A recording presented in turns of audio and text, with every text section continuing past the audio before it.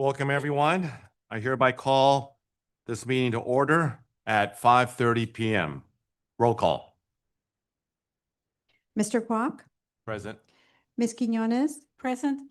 Ms. Loera, Present. Mr. De La Torre, Present. Ms. Serrano is not present. Dr. Kimberly, Present. Ms. Risco, Present.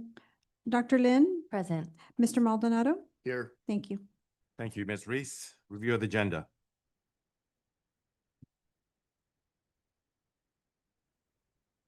Dr. Kimberly. Additions to tonight's agenda, 503A, Human Resources, Supplemental Certificated Personnel Recommendations. 503B, Human Resources, Supplemental to Classified Personnel Recommendations List, as well as 503C, Human Resources, Supplemental to Other Employee Personnel Recommendations List. We have two deletions on tonight's closed session agenda. 104D, Public Employee Dismissal, Discipline, and Release, and 104E, Closed Session, and 107A, Student Discipline Matters, both items deleted. There were no discipline matters for this evening. Thank you, Dr. Kimberly. Item number 1.02, adoption of the agenda, including additions, deletions, corrections, and adjustments in order of business. May I have a motion? Motion. Is there a second? Second. Any discussion? Roll call, please. Ms. Serrano is not present. Mr. De La Torre, Aye. Ms. Loera, Yes. Ms. Quinones. Yes. Mr. Kwok, Aye. Motion passes 4-0 with one absent. Item number 1.03, audience members who wish to speak to items listed under closed session only may address the board at this time.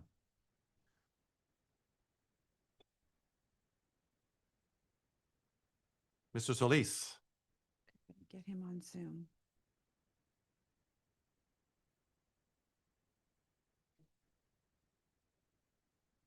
Yes, I'm here. You have the floor. Thank you. Board members De La Torre, Kwok, and Loera recently commended the HLP School Police Department. Tonight, I want to share some facts that the public deserves to know about the very department that is entrusted with protecting the children. Officer Sergio Martinez arrested community member Mark David Booth from the Los Altos area for battery on the school property and cruelty to a child.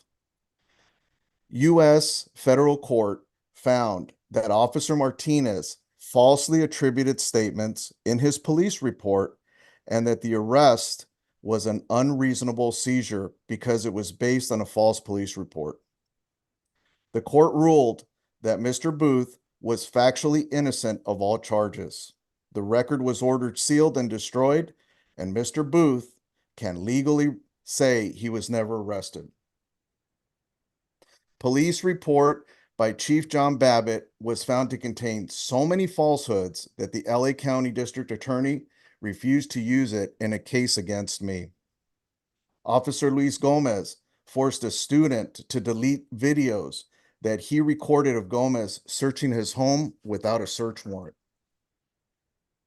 During a peaceful community demonstration, Chief Babbitt and Officer Gomez unlawfully removed banners from the public sidewalk to protect Christine Salazar, who was endorsed by the police union, SEIU.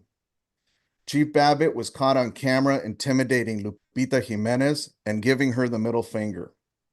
Officer Gomez was caught lying to President Serrano when he stated on the record that Kwok had left the school property when it was clear that De La Torre and Kwok instead secretly met in a conference room. These are not isolated incidents. They reveal a pattern of misconduct, dishonesty, and abuse of power. So when board members De La Torre, Kwok, and Loera commend this department, they're not celebrating safety. They're celebrating corruption and dirty cops. Evidence to prove everything in this comment is available upon your request. It is time for our community to sign the petition to add Officer Sergio Martinez and John Babbitt to the Brady list, which is a list of dishonest police officers. Close the HLP Gestapo Police Department and fire tyrant John Babbitt. Good night. Now let's go ahead and welcome Bobby Bowles and Dr. Greg Buckner.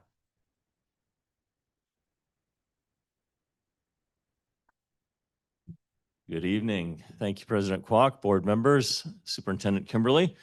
My name is Greg Buckner, and I am joined by Bobby Bowles. The purpose of our communication tonight is to provide a joint perspective regarding the progress of negotiations between HLPUSD and HLPTA. The Interest-Based Bargaining, or IBB, negotiations team met on October 15th, 16th, and 29th to discuss the collective bargaining agreement between HLPUSD and HLPTA.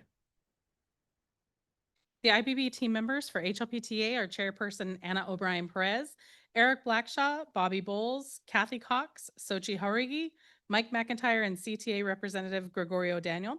Representing HLP-USD are Chairperson Kevin Maldonado, Greg Buckner, Jeff Hess, Kathy Jarvie, Elvia Sarabia, and Kim Lee. Facilitator Kate McKenna has continued to be invaluable to the team, following the processes and protocols of IBB. Over the course of the 3 days, the team reached consensus on changes to Article 3, Recognition, Article 4, Management Rights, and Article 9, Work Year, Working Hours, and Duties. The district finance team, led by Interim Associate Superintendent of Business Services, Blanca Risco, Interim Director of Finance, Joanne Chan, and Senior Financial Analyst, Grace Lee, provided the team with an in-depth budget presentation. The team will continue discussions of Article 5, Association Rights, a proposed new special education article, Article 24, Salary Compensation, and Article 26, Child Development, when we return to the table on November 12th and 13th. The bargaining team would like to express our gratitude to the board for its continued support of this IBB process and your commitment to collaborative bargaining. Thank you. Thank you both. May I have a motion to adjourn from public meeting and closed session? I'll make a motion. Thank you. Is there a second? Thank you. Any discussion? Roll call. Ms. Serrano's not present. Mr. De La Torre? Aye. Ms. Loera? Yes. Ms. Quinones? Yes. Mr. Kwok? Aye. Motion carried 4 with 1 absent. We are adjourned.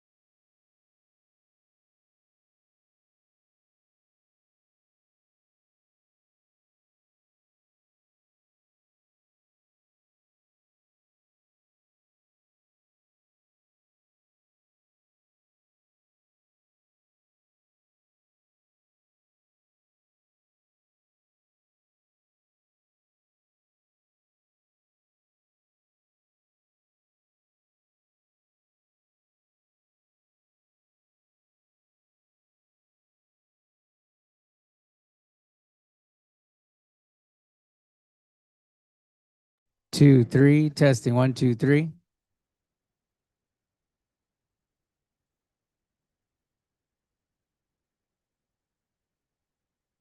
Diego Reyes, give me the thumbs up when you're ready, and then I'll introduce you.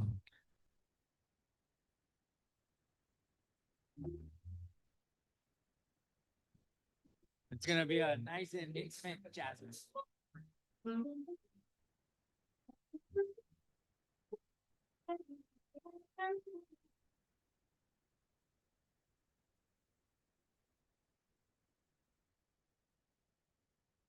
They're not gonna use that front mic.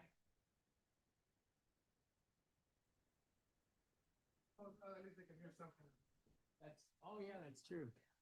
That's true. It doesn't help.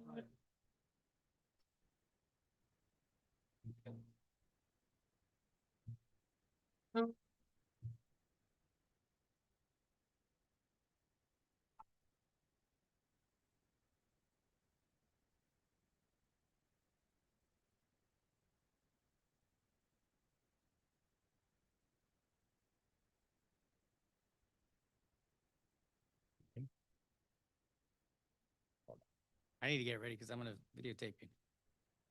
All right, here we go. Hold on. Video. Here we go.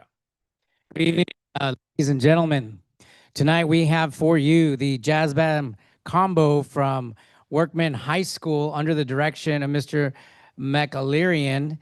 We have, I want to say your name correctly. It's going to be Juan Calzada, Kevin Men, Christopher Curel, Diego Reyes, Joe Roscoe, and they're under the direction tonight under Diego Reyes Sr.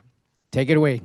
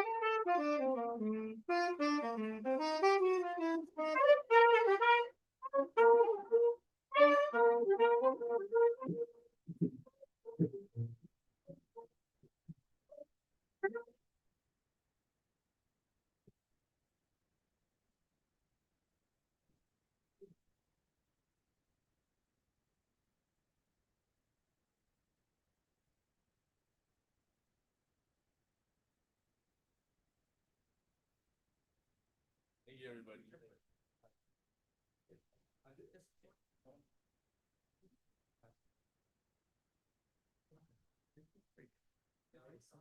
felt like I'm in it.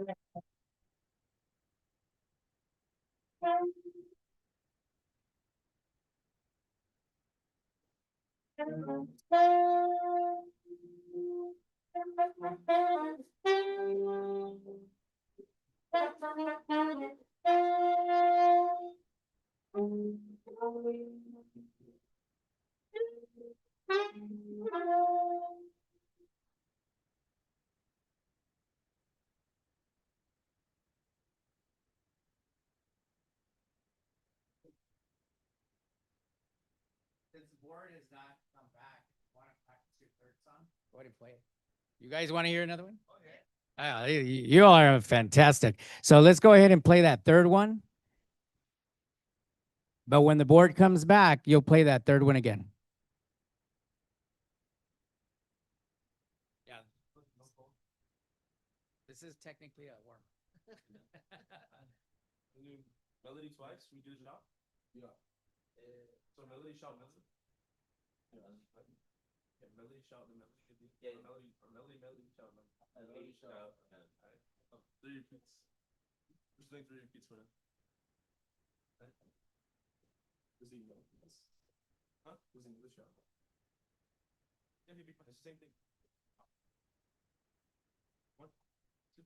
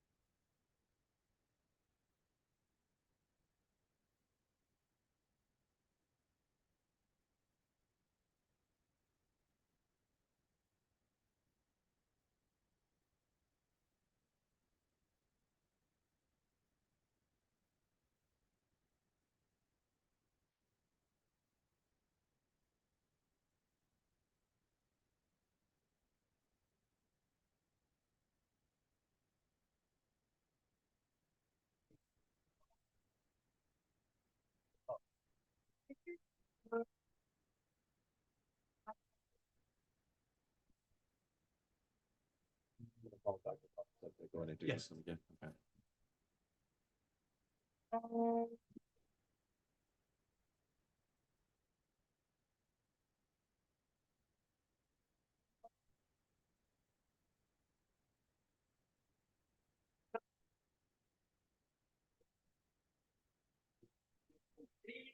Gentlemen, and thank you for being here today. Under the direction of Mr. McClary, we are introducing to you the jazz combo from Workman High School under the direction of Diego Reyes. He is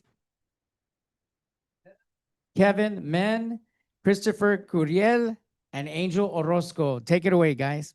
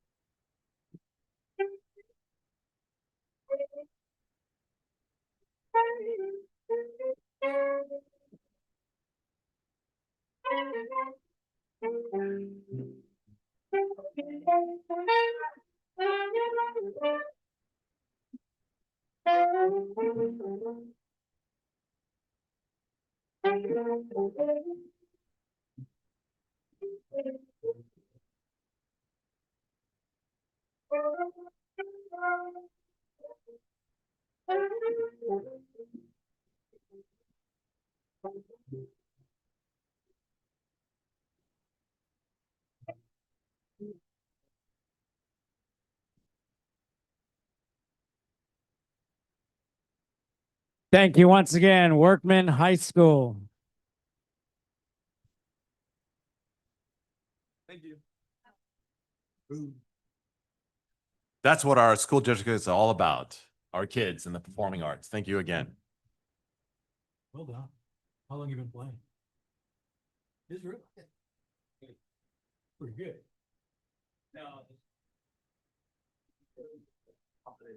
That's probably playing the drums, right? You got all of them. There's all. In a box, right?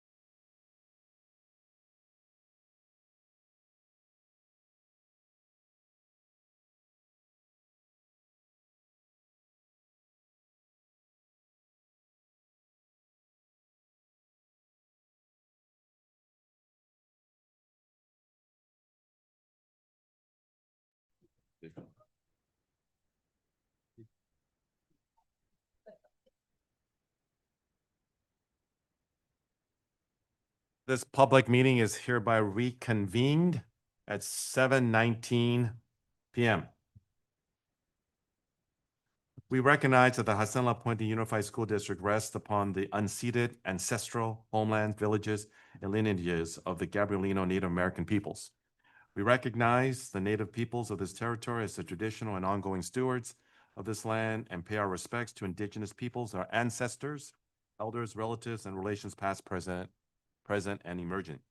With this land acknowledgement, we hope to try and mend the bridges and forge a relationship that is built on our community and institutional values of diversity, equity, inclusion, and intersectionality.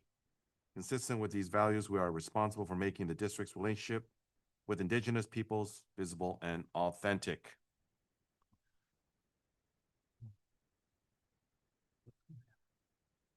Okay. So, the Pledge of Allegiance. Led by one of our student board representatives, Vianney Miranda Rivera.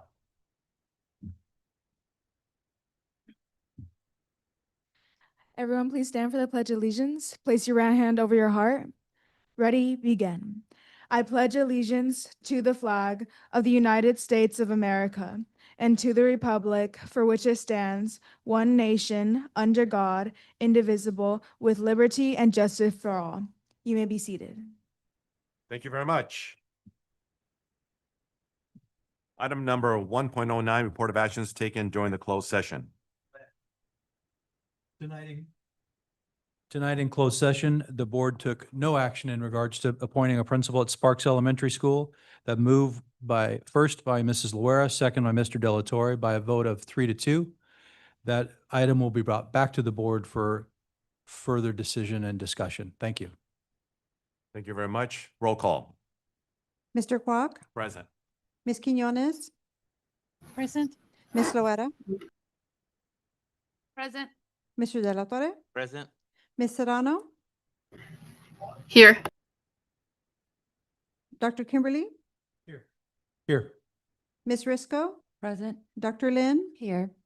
Mr. Maldonado, Here and still grooving. Student Board Representatives Jorge Espinoza from La Puente High School is absent. Vianney Rivera from Los Altos High School. Thank you. Thank you very much, Ms. Reese.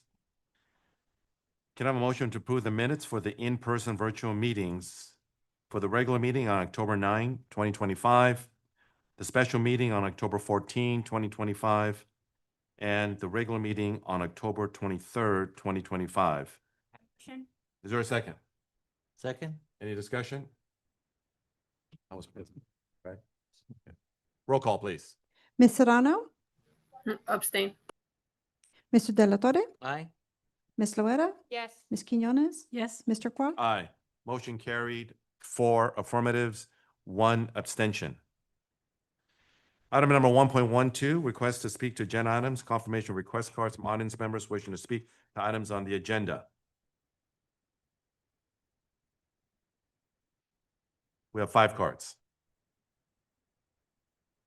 Reports and presentations. And our student board representatives, and Dr. Raza. Dr. Raza, you have the floor. Good evening, Board President, Mr. Kwok, members of the board, Interim Superintendent, Dr. Kimberly, members of the cabinet and audience. Please welcome Vianney Miranda Rivera, who will be representing Los Altos High School and also be representing and reading for George Espinoza.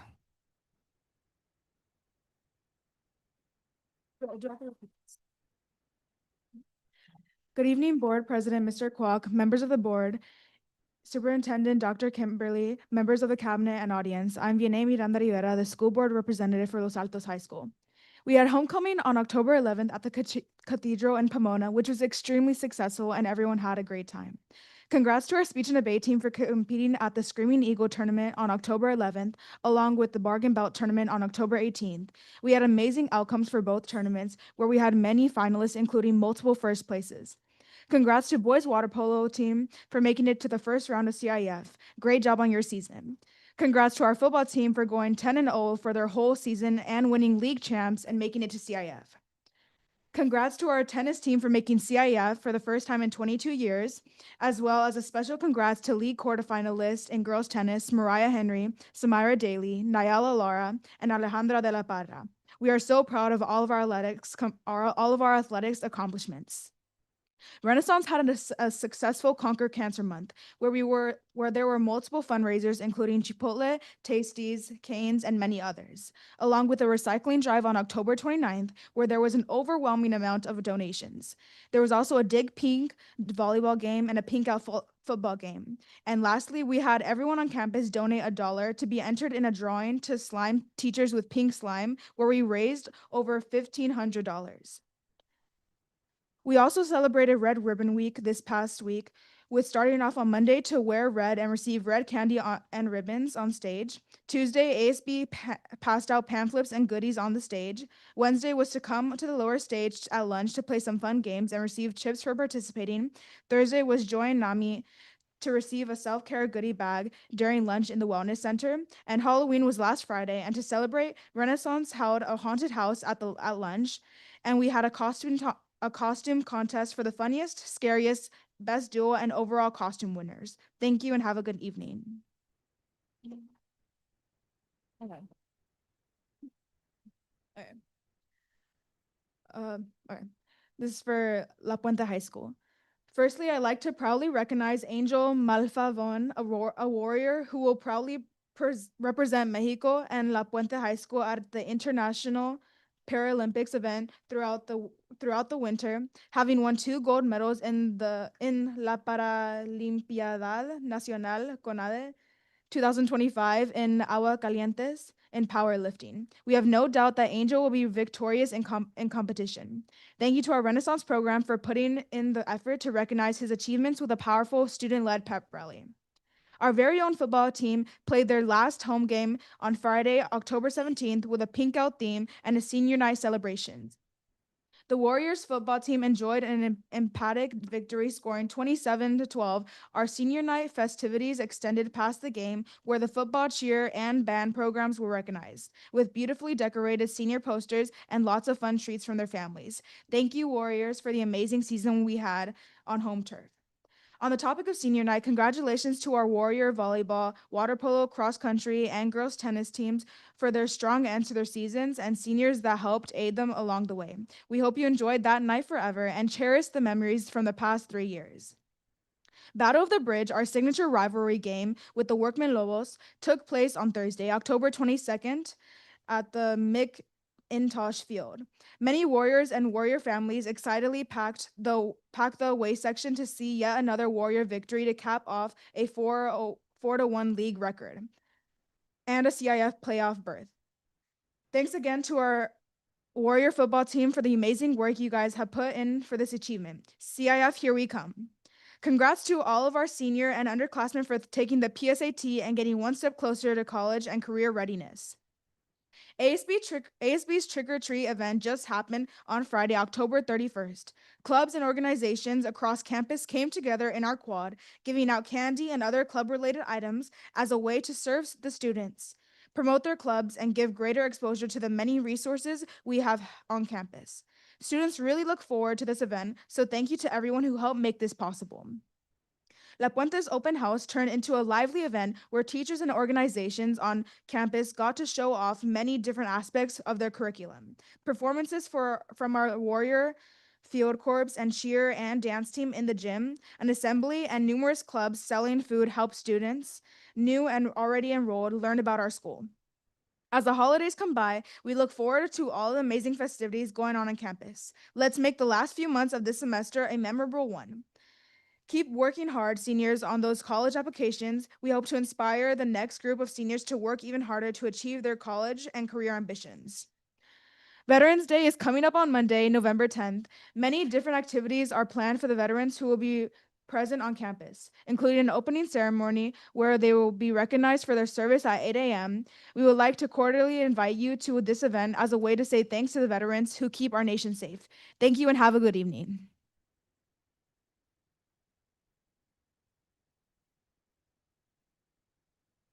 So to everyone that has a phone, it should be silenced here. Let's give the proper respect to everybody and who deserves our attention. Next, we have the superintendent's report. Dr. Kimberly. Thank you, President Kwok. I'd like to call on Ms. Barras to present the presentation for Head Start, if you would, please. While they're making their way to the podium, maybe a round of applause for Mr. McElharney and the Workman High School Band again. Two of the students made mention they've only been playing together for less than a year. That's pretty remarkable.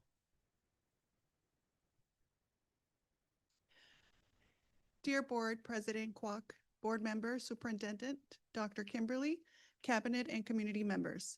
My name is Zaida Barajas, and I am here to represent our families from Cedar Lane at their Policy Council representative.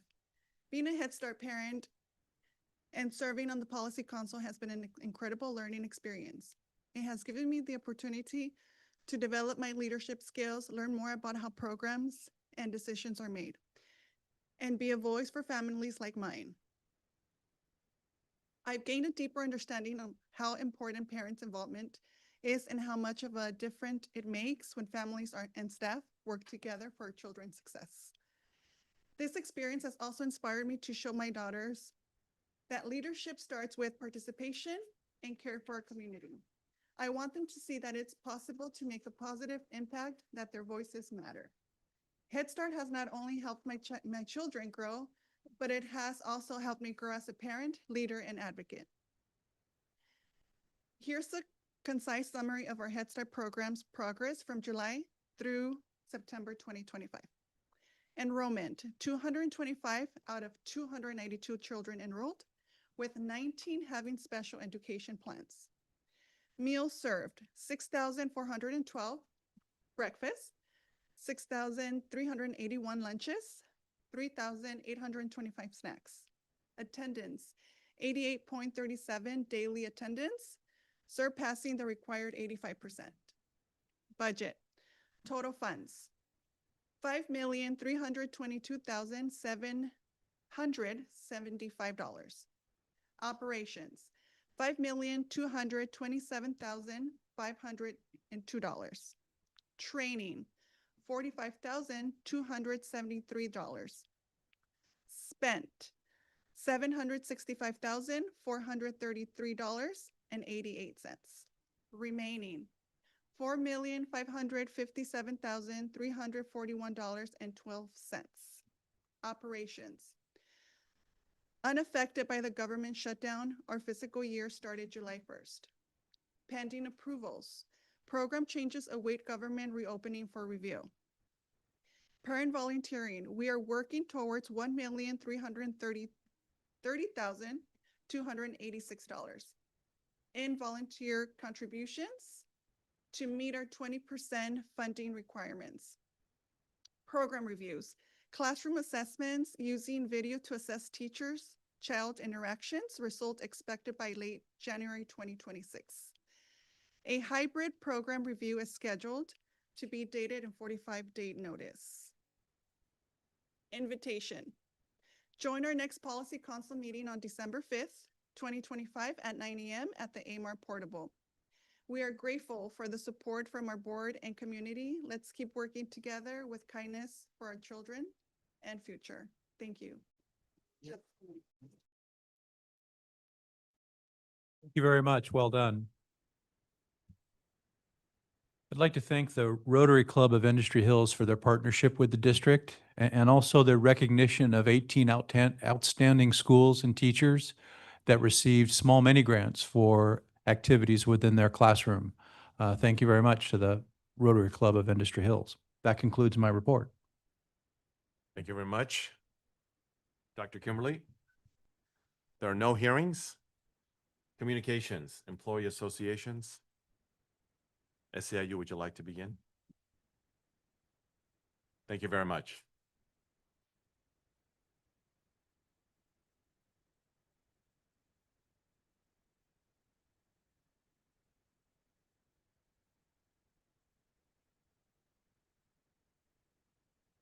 Good evening, Board President Kwok, board members, superintendent, cabinet, and audience. My name is Laura Silva, Chief Steward of SEIU Local 99. First, SEIU extends our heartfelt condolences to the family of Mr. Anthony Duarte. May he rest in peace. Now, I've been away these past few months caring for my sister who is courageously battling invasive cancer. Tonight, I've stepped away from her side to be here because I must speak on behalf of our members and express our deep disappointment. On October 31st, SEIU was informed that a golden handshake offer would be presented at this board meeting, but only for certificated employees. While we understand the rationale behind this proposal, its exclusion of classified employees sends a clear and painful message that our members are not respected or valued. We have always stood by the principle of unity in this Me Too district. We've worked hard to maintain solidarity across all employee groups. This decision threatens to fracture that unity and deepen the divide in an already fragile relationship. Yes, we understand this proposal is intended as a cost-saving measure to meet the requirements of the FCMAT audit. But let's be clear, the mismanagement of the budget was by individuals who are not classified employees. And yet, our members are being asked to bear the consequences of this mismanagement. It's frustrating that this district continues to operate reactively instead of proactively, without thoughtful planning and genuine collaboration with union leadership. We could have worked together to develop an equitable solution that benefits all employees, not just a select group. We urge you to reconsider and include SEIU classified members in the Golden Handshake package. A simple survey could have identified classified employees who are genuinely considering retirement. This should have been a part of the process, rather than excluding us outright. It would have taken planning, something that this district often fails to do. Regarding board agenda items 7.04A, B, and C, to add insult to injury, the district has undertaken a restructuring of management positions to address operational needs, and yet key classified vacancies have been deemed non-essential or attributed to attrition. In reality, these roles are critical to daily operations, and their absence places an undue burden on existing staff. Our members are the ones stepping in, absorbing additional responsibilities, and ensuring continuity of services. This practice is both unjust and unsustainable. We respectfully urge the board to refrain from redistributing our responsibilities to other classified employees, which only adds to their workload. Additionally, we ask the board to stop outsourcing police-related duties to private security firms. Our dedicated personnel deserve the necessary support and resources to carry out their roles effectively and safely. In closing, since this board is a proponent of this proposal, of this Golden Handshake proposal to certificate employees, we ask that you remember this moment when SEIU returns to the bargaining table. Remember it when we negotiate for fair salary increases and affordable health benefits. Our members deserve equality, respect, and inclusion. Let there be no misunderstanding, and to avoid any ambiguity, we categorically reject the Golden Handshake proposal as it stands now. Thank you and good night. Thank you very much. HLPTA?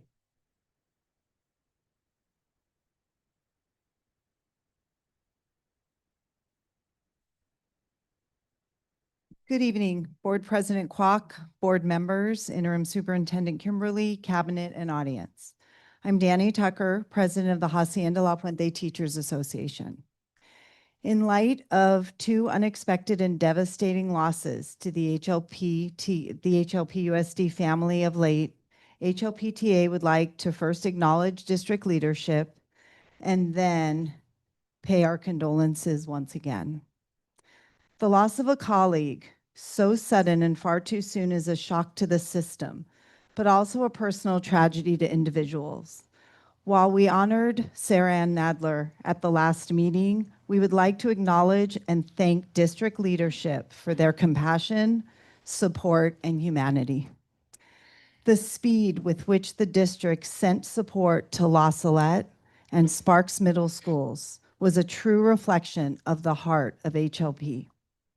Thank you for providing the space and time for people to process and for prioritizing the care of students and employees over everything else.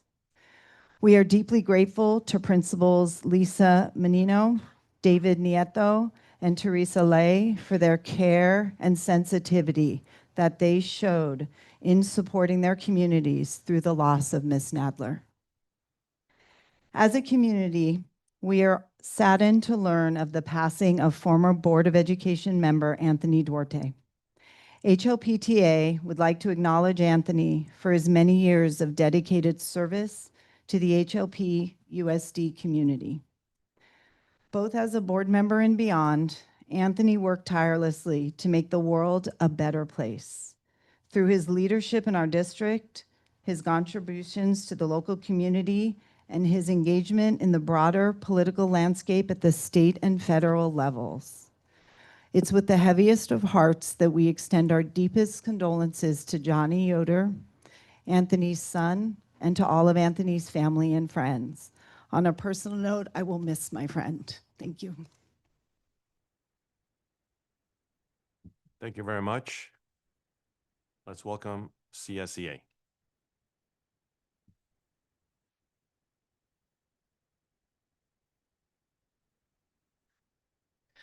Good evening, board members, Superintendent Dr. Kimberly, and guests. My name is Margaret Caldera, Chapter President of the California School Employees Association, Chapter 115. On October 31st, we were informed that the Hacienda La Puente Unified School District would offer a golden handshake retirement incentive, but only to K-12 teachers. Let me be clear. We believe our teachers are dedicated professionals who absolutely deserve this opportunity, but so do classified employees. Initially, this incentive was offered only to K-12 teachers, but after their union president advocated for broader inclusion, the district extended the offer to all teachers. That was the right thing to do, and we're glad to see it. But once again, CSEA members were excluded. In fact, all classified were excluded. We were told that classified employees were not included because their salaries don't generate significant savings. That explanation delivers two injustices. You excluded us from the incentive. You admitted we were underpaid. So let me ask, if our salaries are too low to matter, then why are we entrusted with so much responsibility? We are accounting, budget, payroll, purchasing technicians, and buyers who manage the district's finances. Darn it. Athletic PE technicians and child development technicians who support student development. Discrete trial program assistants who provide behavioral support for students with autism. Instructional aides in every area and special education who deliver hands-on learning.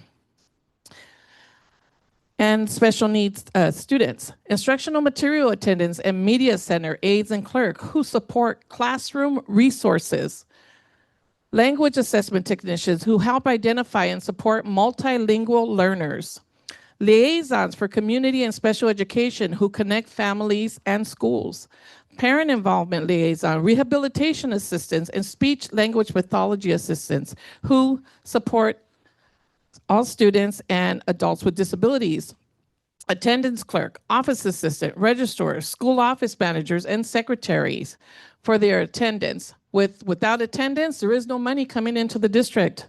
Grounds workers, maintenance, carpenters, electricians, locksmiths, painters, plumbers, pool workers, mechanics, and repair technicians who make sure the schools are functioning for the students to learn.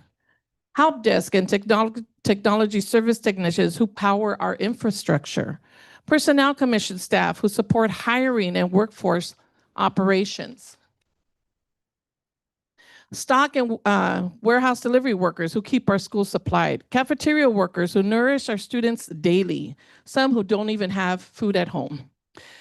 bus drivers who ensure safe transportation, campus security officers who maintain safe campuses, employment developers, family service specialists, health service assistants, and sign language interpreters.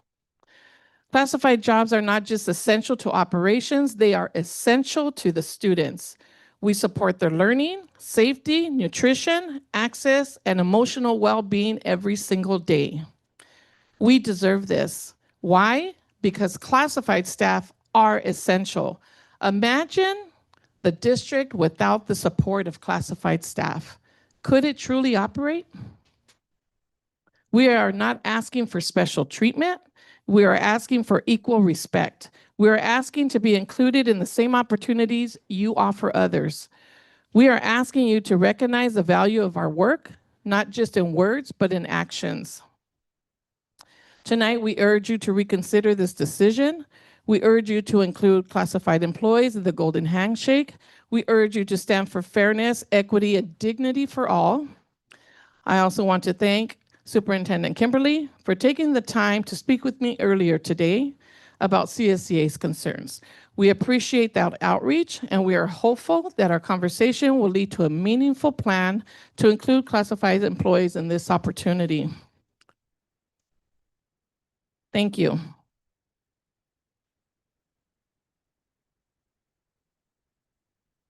Item number 4.01B, audience members who filed requests to speak. Let's begin with Madam Clerk. The board's meeting in public provides the community with an opportunity to address the board during the public comment section on any subject within its jurisdiction. Speakers should be aware that students and children are part of our audience and strive to serve as role models for good behavior. Each speaker is allowed 3 minutes to address the board with a total of 15 minutes per topic. Speakers may not yield time to another speaker. These rules may be amended by the president. With the board's consent, comments should be polite and respectful, and the board will not tolerate harassment, intimidation, or threatening statements or conduct directed at employees, board members, their families, or any person in attendance at this meeting. Disruptive behavior will result in removal from the meeting, and individuals may be cited for trespassing if they refuse to leave. It is a misdemeanor to willfully disturb a lawful assembly or school meeting. Complaints against the district or an employee should follow the specific procedures set forth in board policies and can be obtained from the superintendent's office during regular business hours. Members of the public may record as long as it does not disrupt the meeting.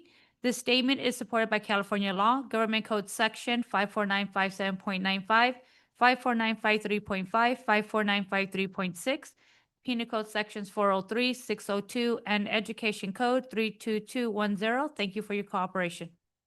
Thank you, Madam Clerk. Let's begin with Jasmine Diaz and Nacheli Solis.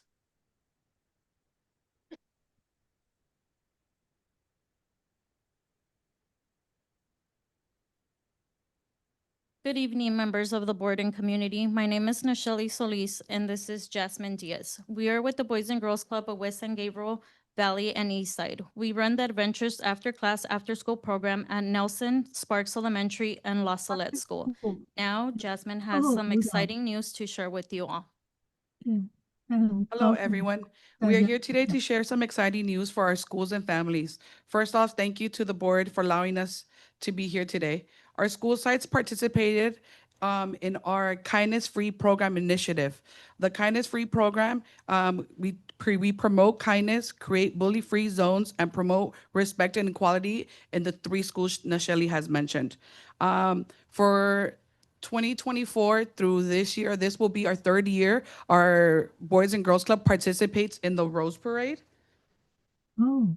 So we have a picture right here for this one. This is the 2025 Rose Parade. I'm pretty sure you guys are very familiar with it. Rose Parade 就是那个 Last year, our kids were chosen by the school and the staff to be a kindness ambassadors. And the kids were selected from the 3 schools Nacheli mentioned, and they were actually participated in the float. They walked the float and they were representing HLP USD and La Puente where they live. This year, we would like to share, this is our new float. We just advertised it probably like 10 minutes ago on social media. This will be our new float for this year. And 3 of the kids from the school she mentioned will be participating this year again. If you guys haven't ever attended the Rose Parade or participated in the Rose Parade, you guys are more welcome to check it out. Yes, it is from West San Gabriel Valley Boys and Girls Club, but the kids participating are from La Puente. And it's pretty amazing to see it. If you haven't had a chance, but you could go out there, you guys could put flowers, you guys could do everything. We are taking volunteers and the kids to do these parades. I'm 30 years old, 38, sorry. Ooh, I wish I was 30.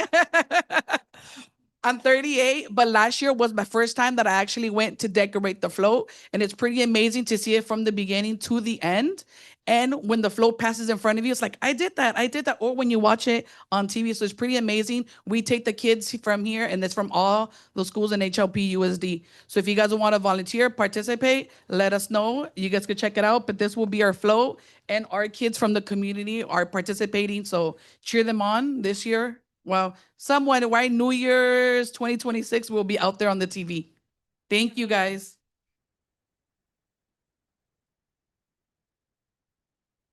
Thank you very much. Looking forward to that. Next, we have Mr. Solis.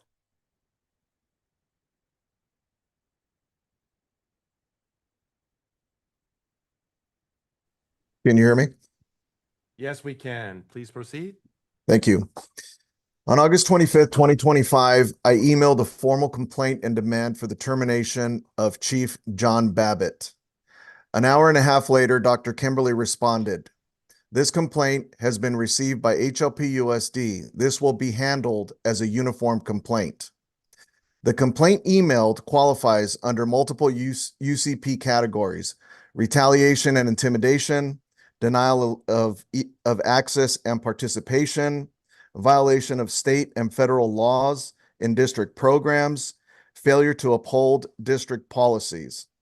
However, on September 5th, Kevin Maldonado responded, "Please be advised, this complaint is acknowledged as received on August 25th, 2025, and initiated the investigation process." On November 5th, yesterday, Kevin Maldonado called me and informed me that the complaint did not qualify as a UCP complaint. November 5th, I filed it on August 25th. On November 5th, Mr. Maldonado called me to inform me of that. Today, I spoke to Michael Travis from BBK Law, who emailed me that the allegations do not qualify as a uniform complaint and will not be handled pursuant to those procedures. Pursuant to your request, my request, the district will send me a formal confirmation of the above. Can somebody please, at the school district, lead us and make the correct decisions on how to handle all of these allegations against the chief of police? Allowing so much time to pass and allowing things to cool off is not going to make things go away. We will pursue and continue to ask for John Babbitt to be dismissed, fired, not retired, fired for all of his actions.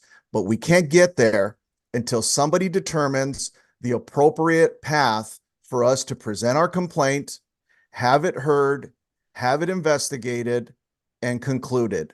When will this happen? Dr. Kimberly, if you were wrong, you should have had the decency to, at minimum, send me an email telling me, hey, you know what? We made a mistake. Nothing. I've heard nothing from the school district. We're going back to the same old things that happened under the last superintendent. You guys just simply think you're too good for us and you cannot respond to any of our concerns. I thought that was over. Board, you guys have some work to do, and this is not going to go away. I ask for you guys to ask the superintendent to respond to my email and give me clarification on that complaint. Thank you very much. I also remind the audience members that to have decorum in this board meeting.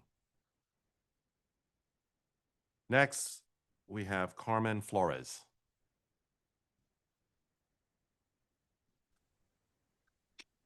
Good evening, board members and district administrators. My name is Carmen Flores, and I have been a proud classified employee for almost 30 years here in the Hacienda La Puente Unified School District. I want to express both my respect for this district and my heartfelt concern after learning that the upcoming Golden Handshake retirement incentive may be offered only to certificated employees. And when I heard of this, my heart just sank. For almost 30 years, I've poured my heart into this district, working as a teacher's aide, attendance clerk, media clerk, and now in human resources. I've supported students, staff, and families through every change and challenge, yet today it feels like my own dedication doesn't carry the same worth. I understand that these choices are often called business decisions, but I need to say this tonight. My life, my service, and my dedication cannot be reduced to a line item on a spreadsheet. We classified employees may be paid less than certificated staff, but our impact runs deep. We are the quiet backbone that keeps this district running, supporting students, teachers, and families every single day with professionalism, care, and pride. To be told that after 30 years of service, I don't qualify for the same opportunity to retire with dignity and appreciation as others, that really hurts. It makes me question whether all employees are truly valued equally. I'm not here to take away anything from our teachers. I honor them deeply, but I am asking that the district's gratitude and fairness extend to everyone who has given a lifetime of service, not just one group. Please, I urge you to reconsider the exclusion of classified employees from the Golden Handshake or explore an equitable alternative. Thank you for listening and for remembering that behind every business decision, there are real people, people who have given their hearts to this district. Thank you. Good night. Thank you. Next, we have Tilly Carlos.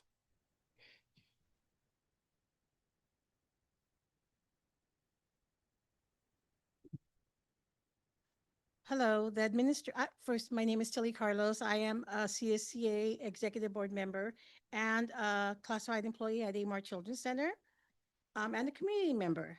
And Margaret is my sister, so just so that we're clear.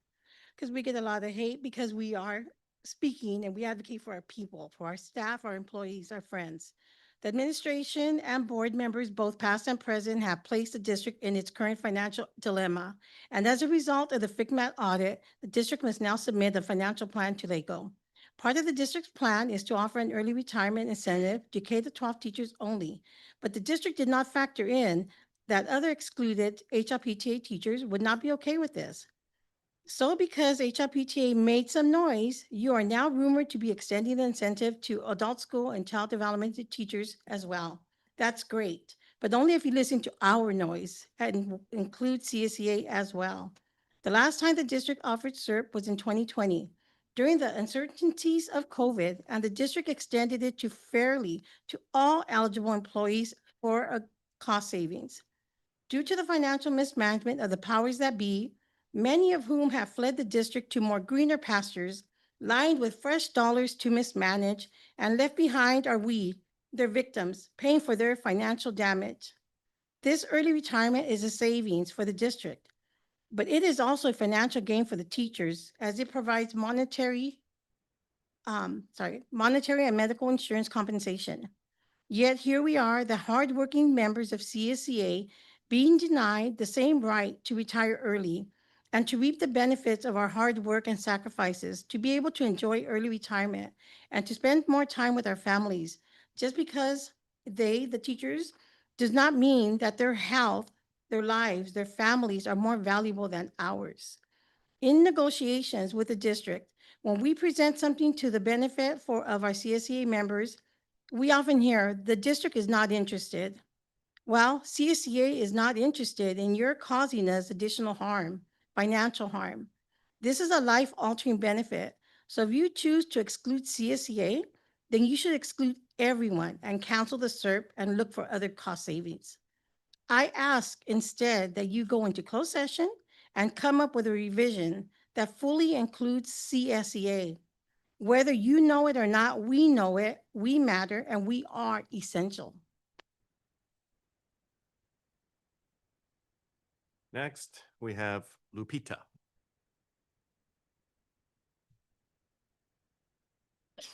Hello, good evening, everyone. My name is Lupita. I was a parent of this district. I was a student of the district. I've been coming for 3 years nonstop. I still would like to know, what are you guys didn't do nothing about the chief? No one reached out to me to get my report, what happened. And you made a mistake, Mr. Doug Kimberly. Accept it. You responded back an hour and a half later saying that it was a UC complaint, which should not be. And now Kevin Maldonado reached out to my friend Fernando saying it's a personal complaint. What are you guys hiding, the board? Are you guys all being okay with what happened? Is that okay? If it would have been you guys would have said something earlier. There was the lizard that I told Nancy. That one turned around and laughed at me and Barbara now and told this lady was laughing at me. Is that the kind of role models our district has? People making fun of me when you guys are in closed session? It's so sad, you guys. Because we're not reporting. Is that because I report everything with evidence? Is that why I get treated like this? People laughing at me. Now Barbara and this lady, which I would be calling a personal complaint on this lady, that she's a principal, vice principal at Los Altos, something like that. It's horrible. And why are you guys letting the chief work when he's on medication? I can't even work. I got injured because I'm on medication. Imagine if he's doing that to me and other community members. What is it? Is he okay to be working with our kids? What's going on, you guys? Open your eyes. This is so unacceptable, you guys. All 5 board members should not be okay what the chief is doing to me and Barbara now. It's not acceptable. You guys are letting all these employees that have higher degrees laugh about me and make fun of me. It's not okay, you guys. I will be pursuing something, believe me. Every time I try to do something, something else happens to me. But it's sad that you guys take this lightly. And Mr. Doug Kimberly, why did you not reach out back to me and say, hey, I'm sorry. I made a mistake. It's a personal complaint, not a UCP. You were the one that called it. You should know better. You're a superintendent. Is this what you guys treat me like? It's so sad. I'll tell you, I've been here longer than all of you guys here. I've been coming 3 years nonstop. My broken hand, my broken foot when I was in a car accident, bronchitis, everything. I've been coming. I don't give up. I don't miss. And I don't get paid. I don't go to work when I was working because I got injured at work. But why are you guys letting that chief get away with stuff like this? And now you guys letting Barbara get away and laughing about me because I'm scared of a lizard that you guys had there. And I asked who was maintenance. And I asked this poor man here. And he said it wasn't him. Where was Leonard? Also, another thing, at Los Salet, again, the gate was open. I couldn't take a picture because it was hard for me to drive and come here. The gate was open and locked. That is not okay. What is Leonard doing? Am I doing the school police's job and Leonard's job? It's so sad. You guys need to really do something about this. Very much. Next, we have Margaret Caldera.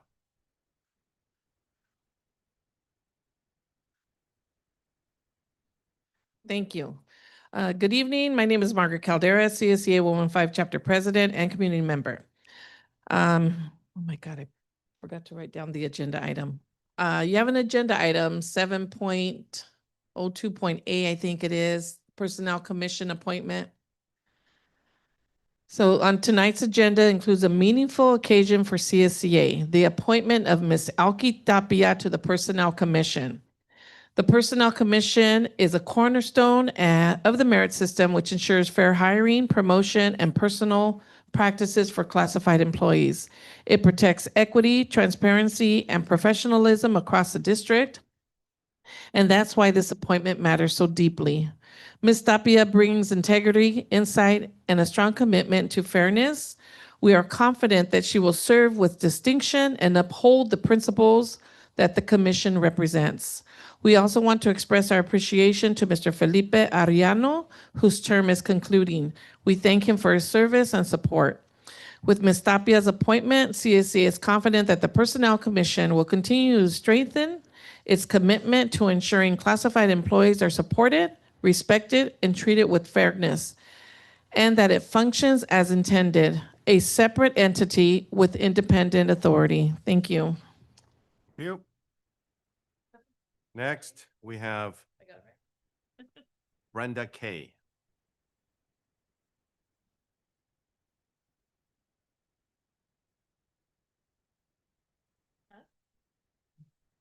Hello. Yes, we can hear you. Please proceed. Hello. Yes, we can hear you. Can you hear us? Yeah, I guess I'm like cannot hear earlier. Okay, anyway, HLPUSD is officially the only teen court location in San Gabriel Valley. So thank you, board, for approving it, and thank you, Gino Kwok, for bringing such a life-changing program for all the teens that needed a second chance. So what is Teen Court? Teen Court is a juvenile diversion program for teens who have committed first-time or low-level nonviolent crimes. At Teen Court, the teen offender is questioned, judged, and sentenced by a jury of high school students who serve as juror, bailiff, and clerks. What's great about Teen Court is that once a teen offender completed all the requirements, such as writing an apology letter, writing a reflection essay, or participating in a diversion program, there will be zero criminal record. Teen Court is a great program, not just for the teen that committed the crime, but also for those that participated in Teen Court. Teen Court participation can help students to develop communication skills. Inside Teen Court, students can apply the public speaking and questioning skills they learn in speech and debate and mock trial inside a live courtroom. Students also build critical thinking skills. During the trial, volunteers must listen to testimony, evaluate facts, deliberate, and determine the outcome. This thinking process is identical to the competition in both speech and debate and mock trial. Students will also learn about civic engagement and the law. Teen Court allows high school students to look inside a real courtroom, learn about the roles of the judge, jury, and many others. This might inspire students to pursue a career in law and government. Another benefit is that they can also learn the true meaning of leadership and teamwork. Serving in a teen court requires students to work together as a team, similar to those in speech and debate and mock trial. So what else is great about Teen Court? Well, Teen Court goes beyond the Teen Court itself. Every summer, Teen Court participants can attend the annual summit hosted by the California Association of Youth Court, where youth court participants connect, share ideas, and build the next generation of leaders. How cool is that? I mean, I wish I had that in high school. In closing, Teen Court is more than just a diversion program for teens that need a second chance in life. It's a leadership and learning opportunity that connects directly to programs of HLPUSD like speech and debate and mock trial. Thank you. Thank you very much. Lastly, we have Karen Warman.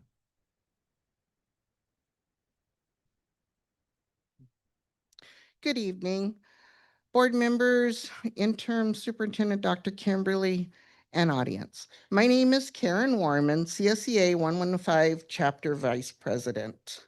First, I want to talk about the CERP 7.05A. This needs to be offered to all classified.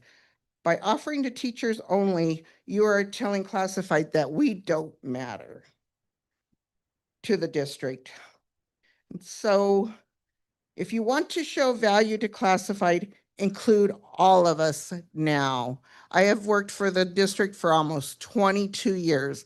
Many work beyond what they want to because their retirement that they have saved up or whatever is not quite enough, and this would really help a lot of people.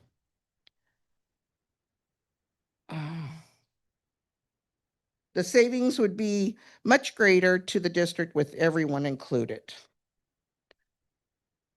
Also, I want to talk about thanking the district. Our contract is updated on the HLPUSD website. That helps out so much. When anybody wants information, we can now tell them that it's currently on the website. Also, a reminder that the CSEA Paraeducator Conference registration has opened up. I have forwarded to Abigail, our director. Let's get registered in early this year. I had the privilege to go last year and it was very informative. Many classes to choose from. I hope to see at least 4 CTTs go. Thank you. Thank you. Next, we have Jenny Lu.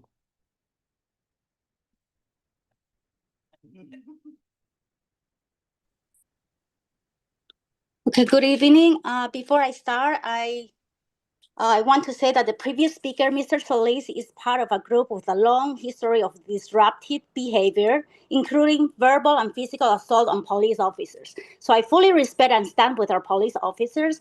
For anyone to loudly call for the firing of our police chief and officers, especially when Solis and the others fail to model proper conduct themselves, is unacceptable. So this is a school district, and we ask our students to learn and follow positive examples. Let's remember, our focus is on educating and guiding students, not on rewarding disruptive behavior. So now I have a few points that I want to bring. From the board discussion at the last board meeting, I want to address a few points. The speech and debate cost. Okay, it's about the speech and debate and the mariachi cost. The speech and debate costs like $454,000 and serves 800 students, which comes out to approximately $567 per student. Mariachi costs $139,000 and serves 67 students, which comes out to over $2,000 per student. So both programs are great. But if we truly focus on what's best for our students and the district, speech and debate provides far greater reach and impact at a fraction of the cost. It fosters critical thinking, confidence, and real-world skills for hundreds of students. When the board approved mariachi at $2,000 per student on August 14, how can $567 per student for speech and debate be considered too expensive? Ending speech and debate makes no fiscal or the educational sense. So please reconsider keeping our speech and debate program for our students. Advantage Communication has sent our students to competition, and the record has shown that the program is working. As for the teen court, I see this as a fantastic opportunity for our district mock trial students.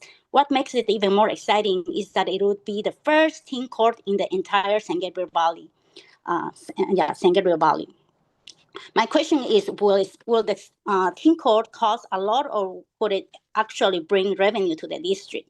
Teen court will give our students real hand-on experience while also being the only teen court in the San Gabriel Valley.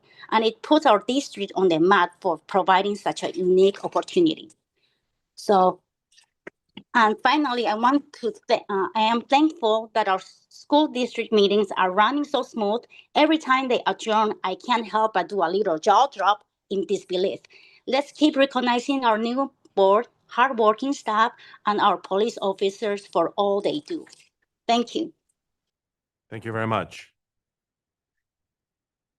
So board, we can either do a recess or we can continue. So I see that we have consensus to continue. Very good. So we're gonna go ahead and continue and bypass our customary recess, although we didn't have a recess last time either. Thanks again to this board. 5.0, consent items. Action block covers all of the items listed in the consent items category. Is there a motion? Make a motion? Is there a second? Second. Discussion. Yes, I would like to pull 5.05G.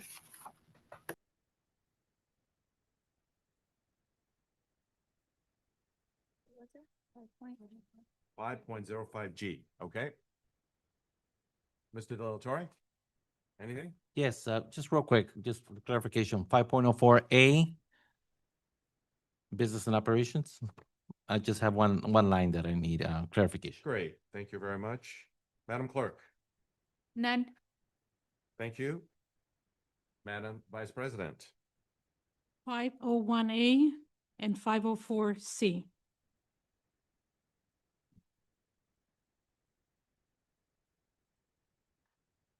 okay.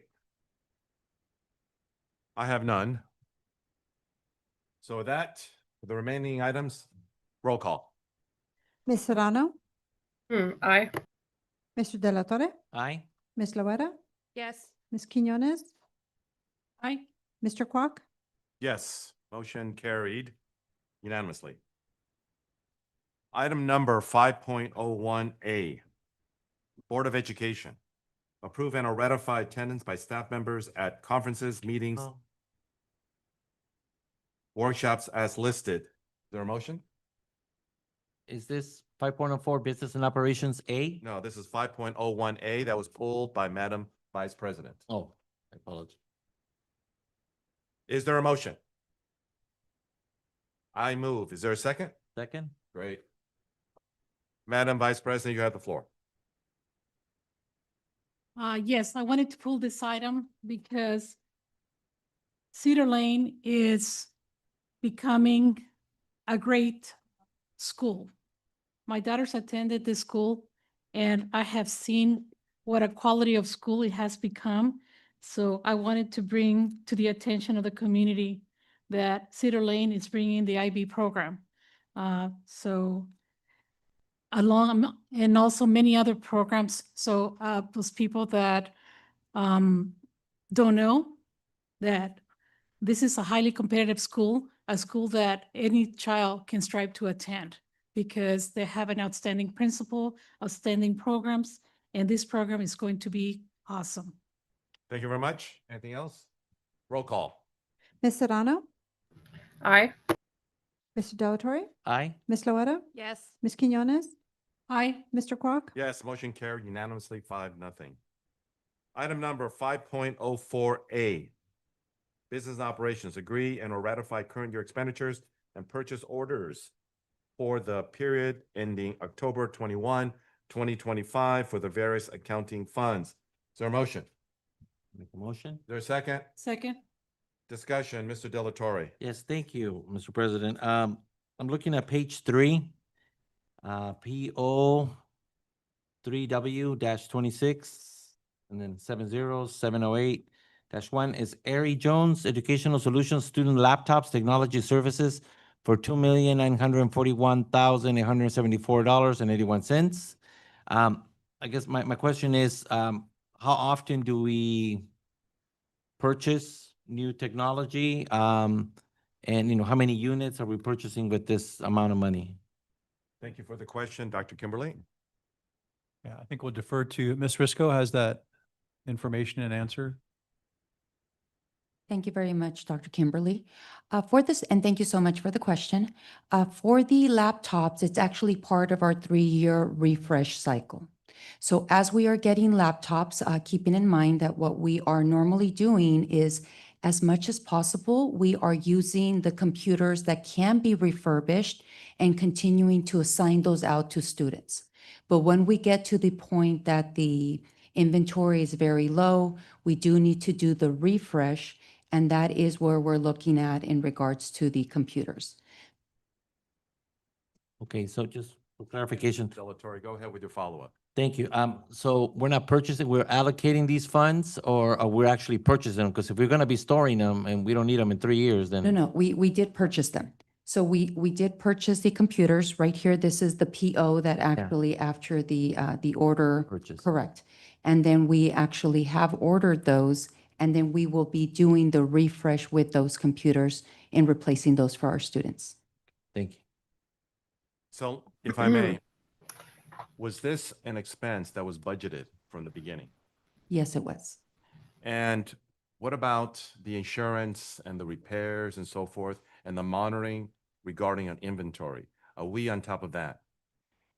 Right now, we are in the process of developing the plan in regards to using our site technicians to possibly be able to support the school sites, because we are getting those requests. We do have a number of families that have signed up for the insurance, but sometimes there might be some technical questions that are being asked, and that is where our site technicians are supporting our school sites to be able to get those questions answered, and then we can get those processed efficiently. So the issue that I've had, and I believe the majority of the board has had, is regarding inventory control and also situations where you can have a particular student or family replace them significant number of times. And we are concerned, in light of our fiscal situation, of something like that where we are replacing scores of laptops to a few in terms of group? Do we have the handle on that so that that will not occur? That definitely is in the development right now. We do know of the students who have received multiple items, but we're working in the process to be able to, with the district asset tags and being able to keep that. Right now, we are keeping inventory of that in Aries, but also looking at other alternatives to be able to keep track of our assets. Okay, so I would respectfully request, Dr. Kimberly, that we get an executive summary on this because we have had these laptops for a significant period of time because we actually did this back in 2020. And the idea that we're still developing an inventory process, it doesn't fly with me at least. And we have to have a system in place. I've always been concerned, and this of course predates you, in terms of our inventory control and where we are able to go ahead and trace the amount of money that has been here. And I can tell you right now, without fear of contradiction, it is significant. So it's respectfully requested that we have this in place so we don't have something that recurs regarding a loss in that way. Anything else, board? Yes, I have a question. Yes, Mr. Romero. Who refurbishes the computers? Is it like our IT department? Is it the school site? Because that's kind of like a big job in itself. So I was curious. Yes, it is our IT department, our site technicians as well. So like the school site do they send it to the district or something, or do they just fix it at the school sites? Sometimes they are able to fix them at the school sites. Other times they do send some of those to the district. Okay, and is it multiple people that do that, or is it like a few people that's their job to do that? Correct. It depends on the level of, damage to the computer. Sometimes it could be a pop key. That could be something simple that can be fixed at the site. Sometimes if it's more of a broken screen, that might be something that might be brought to the district office. Okay, thank you. Thank you. And then the damage aspect of it is very key, right? If it's something that's missing, no problem. If something's completely shattered, right? Correct. That's an issue. All right, thank you very much. Anything else? Mr. De La Torre. Just real quick, is there like an IT ticket, or how do administrators or teachers contact our IT department to get these resolved, or maybe drive to the school site and fix these devices? Anytime that there is a need to speak with IT, they can either email, they can go ahead and call the help desk, or also they can place an IT ticket as well. But we will make sure that we can also include the complete process for you when we do submit the information in regards to the inventory of the student laptops. So it is essential that we have an IT ticketing process, because that way we can actually see what's going on here regarding that. And then we don't have gaps and cracks in the system. Madam Vice President, you have the floor. I have a couple of large items. Oh, okay. Well, Okay. we'll move on from that item. Thank you. Yeah. There's one that is really staring at me, and that's a $6 million item. It's for technology services, is ticket number, What page is it? it's on page Oh, I see. Page 1. one, and it's ticket number P02W26, a lot of zeros, 974-1. It's the one that says 6 million. All right. Can't miss it. Continue. Okay, when we have something this large, would it be possible to have like a brief summary as to what this is for? And that is so that the community, when they look at this, they're not shocked. They know what the purpose is. So, can you explain what that was for? Yes, thank you for your question, Ms. Quinones. As we are proceeding with the infrastructure, we actually have been using some of these funds for the cabling. So as we go through the projects, there have been a number of sites that have actually already been completed and some that are actually in progress to be the next steps. Some of our sites are actually the cabling that's being installed, or also with the fiber. And then also we do have some of our speakers that are being installed right now as well. in regards as well as the AP systems. Do we know specifically in what sites this work is being done as far as the $6 million? For the actual 6 million, we can get that information of what that was used, but sometimes it's more for when you're, they have the contract, the entire contract, and as they're completing portions of the contract, this is when we're getting the exact amount or the amounts that are being paid out. So it may not necessarily be specifically the site or location, but we will be able to get you that time frame as well. Okay, thank you so much for your answer. There is, okay. Right. So with respect to this, if you take a look at the line item, right? So I'm always going to ask, is it on budget? Right? And the answer is yes, right? Correct. Okay. So It's important. right. That's very important. Okay. The other one is that if you take a look at the description, it says infrared upgrade labor charges. Does that mean the entire 6 million is for labor?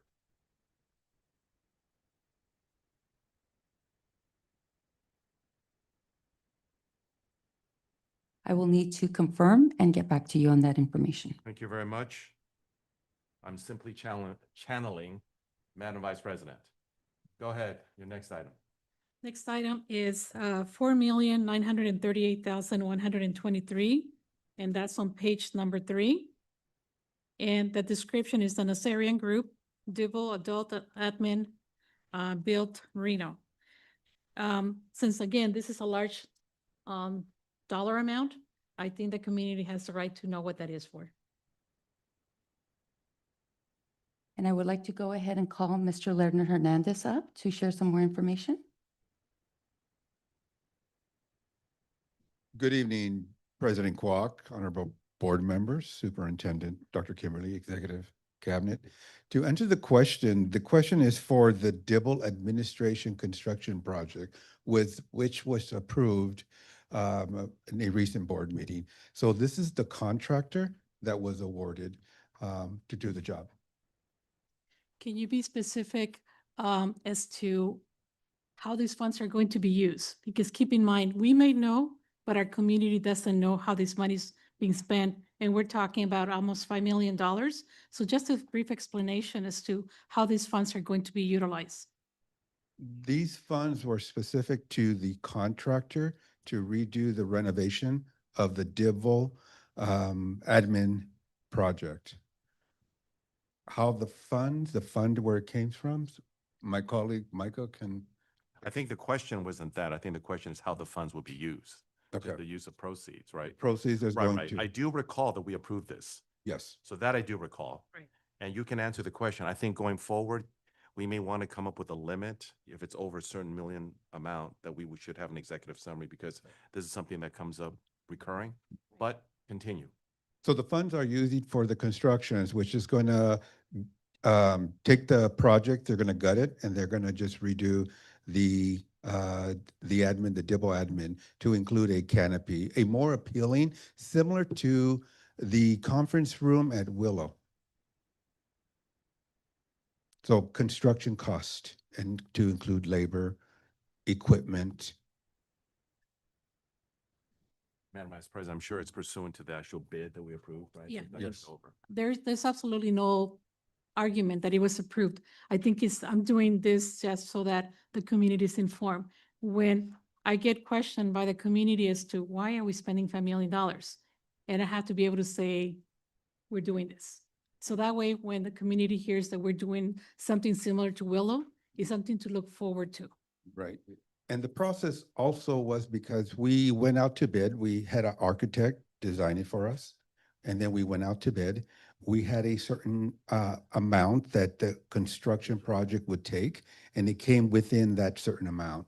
It was awarded to the lowest bidder. The Nazarian Group won the bid. So Thank you. hope that answers the question. Thank you so much. Yes, You're- like Gino said, I think that is when it's large items, we do get our community asking, and sometimes we don't have an answer. So I think you providing the answer is very much appreciated. Great question and great accountability. Thank you. By the way, Madam Vice President, I think it is incumbent upon this board to go ahead and do that, considering the financial situation that we find ourselves in. Thank you very much. Thank you. Hernandez? That's all I see in discussion. Roll call. Ms. Sedano, Aye. Mr. Delatorre, Aye. Ms. Loera, Yes. Ms. Quinones, Yes. Mr. Quack. Aye. Motion passes 5-0. Item number 5.04C, Business and Operations. Approved to ratify acceptance of funds for the Strengthening Career and Technical Education for the 21st Century Act from July 1, 2025 through June 30, 2026 for amount of $155,455. Do I have a motion? Make a motion? Second, Second, discussion, Ms. Quinones. yes, we are very fortunate to be able to be awarded $155,455. And again, our community, our school district continues to try to find funding so that we can better service our students. So I wanted to bring this to the attention of our community, that our district is working very hard to get grants so that we can provide better education for our students. So thank you, district staff, for bringing these funds to our district. Thank you very much. Roll call. Ms. Sedano, Aye. Mr. Delatorre, Aye. Ms. Loera, Yes. Ms. Quinones, Yes. Mr. Quack. Aye. Motion carried 5-0. Item number 5.05G, contracts and agreements. Approve agreement between Hacienda La Puente Unified School District and the law offices of Atkinson, Adelson, Loya, Rudd, and Romo to perform legal consultant services on behalf of the district for the 2025-2026 school year. Is there a motion? Make a motion? Is there a second? Second, Discussion, Ms. Serrano. Yes. Does this mean that AMLO will not be our primary law firm? You would like to answer that? I mean, it doesn't state that there, so it wouldn't be that the case, but Dr. Kimberly, you have the floor. No, that's not what it means. They would just be supplementary and AMLO is the primary firm. Great. And who decided to agendize this? Like, what was the process to agendize this? Because, choosing a lawyer is a real serious matter. And I've really struggled in agendizing things as a board member. So I'm curious, how was this agendized? I'm not so sure that's true about that you were struggling with that, but nonetheless, Dr. Kimberly, you want to take a shot at that? The situation arose in the district that we needed a law firm with specific legal experience to handle. This was a closed session item from last 2 weeks meeting. So this is a bring back item for board approval. The only thing else I would add is I know that we've been going through law firms on our approved panel, and we were kind of getting down to very, very few, if any, right? So we needed to go ahead and augment that. I do know about this law firm since it's very well known throughout the state of California in this area. Okay, and so I'm not done with my questions. And since I pulled this item, so who decided to choose this law firm? I recommended this law firm to the board based upon the situation that befronted the district at the time. Okay, so it was your recommendation, Dr. Kimberly. Correct. Thank you for clarifying that. And so you said that it was brought on to address what closed session items, because we're still waiting for all of our cases to be transferred. And when we're flying through closed session, not addressing anything of the legal matters that were pending. So what matters? You can send me a report if you can't talk about it. So Dr. Kimberly, obviously there's a sanctity of closed session, right? So there will be no response for that. Okay, great. So I expect a report with the confidential seal, just like all the other confidential memos I receive. And I want to know what was the closed session item and matter that now we're bringing on a new law firm. So thank you so much. And so it stated in the summary that it was approved October 9th, 2025. When on October 9th, 2025 was it approved?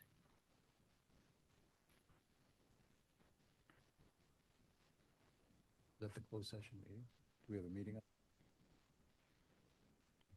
That was our previous meeting, Ms. Serrano, our very last meeting where the issue was discussed in closed session. Oh, yeah, no, on the summary for this line item, it says that it was approved to be agendized on October 9th, 2025. If you guys want to flip to your book, Well, you'll actually, see under it the doesn't say summary. that. It doesn't say It that. does actually, it does say it. That's why I'm asking. It does not say that. Here's Okay, what it let says, me and I'll go read into it. Excuse 505. me, I'm going to read it here. Mhm. It says at the regular board meeting, October 9, 2025, the board provided direction. Direction is not the same as approval. If that was the case, it wouldn't be here as an action item. Okay, great. So it was, the direction was provided not during public comment, like during public, it was provided during closed session. That's what I'm hearing. Is that correct or incorrect? Well, we don't talk about issues in closed session. Well, this is, sir, since you're a lawyer, you should know that we don't talk about the item on the agenda, but we could talk about the circumstances. And so it is a very black and white question, and I think we could be transparent. And was this direction given during closed session to get this new lawyer? It actually states there that it was at the regular board meeting on that date. Okay, wonderful. Thank you for clarifying it. And so we just approved minutes today for October 9th, and nowhere in those October 9 minutes did it say that we gave direction for a new lawyer.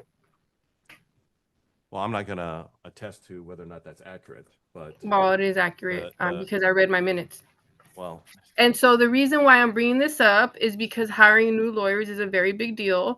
And sometimes people hire lawyers that I'm giving Dr. Kimberly the benefit of the doubt here, but I'm saying about the process in general of bringing on new lawyers and the processes that we run as a district and who's pushing, private agendas. That's a concern to me.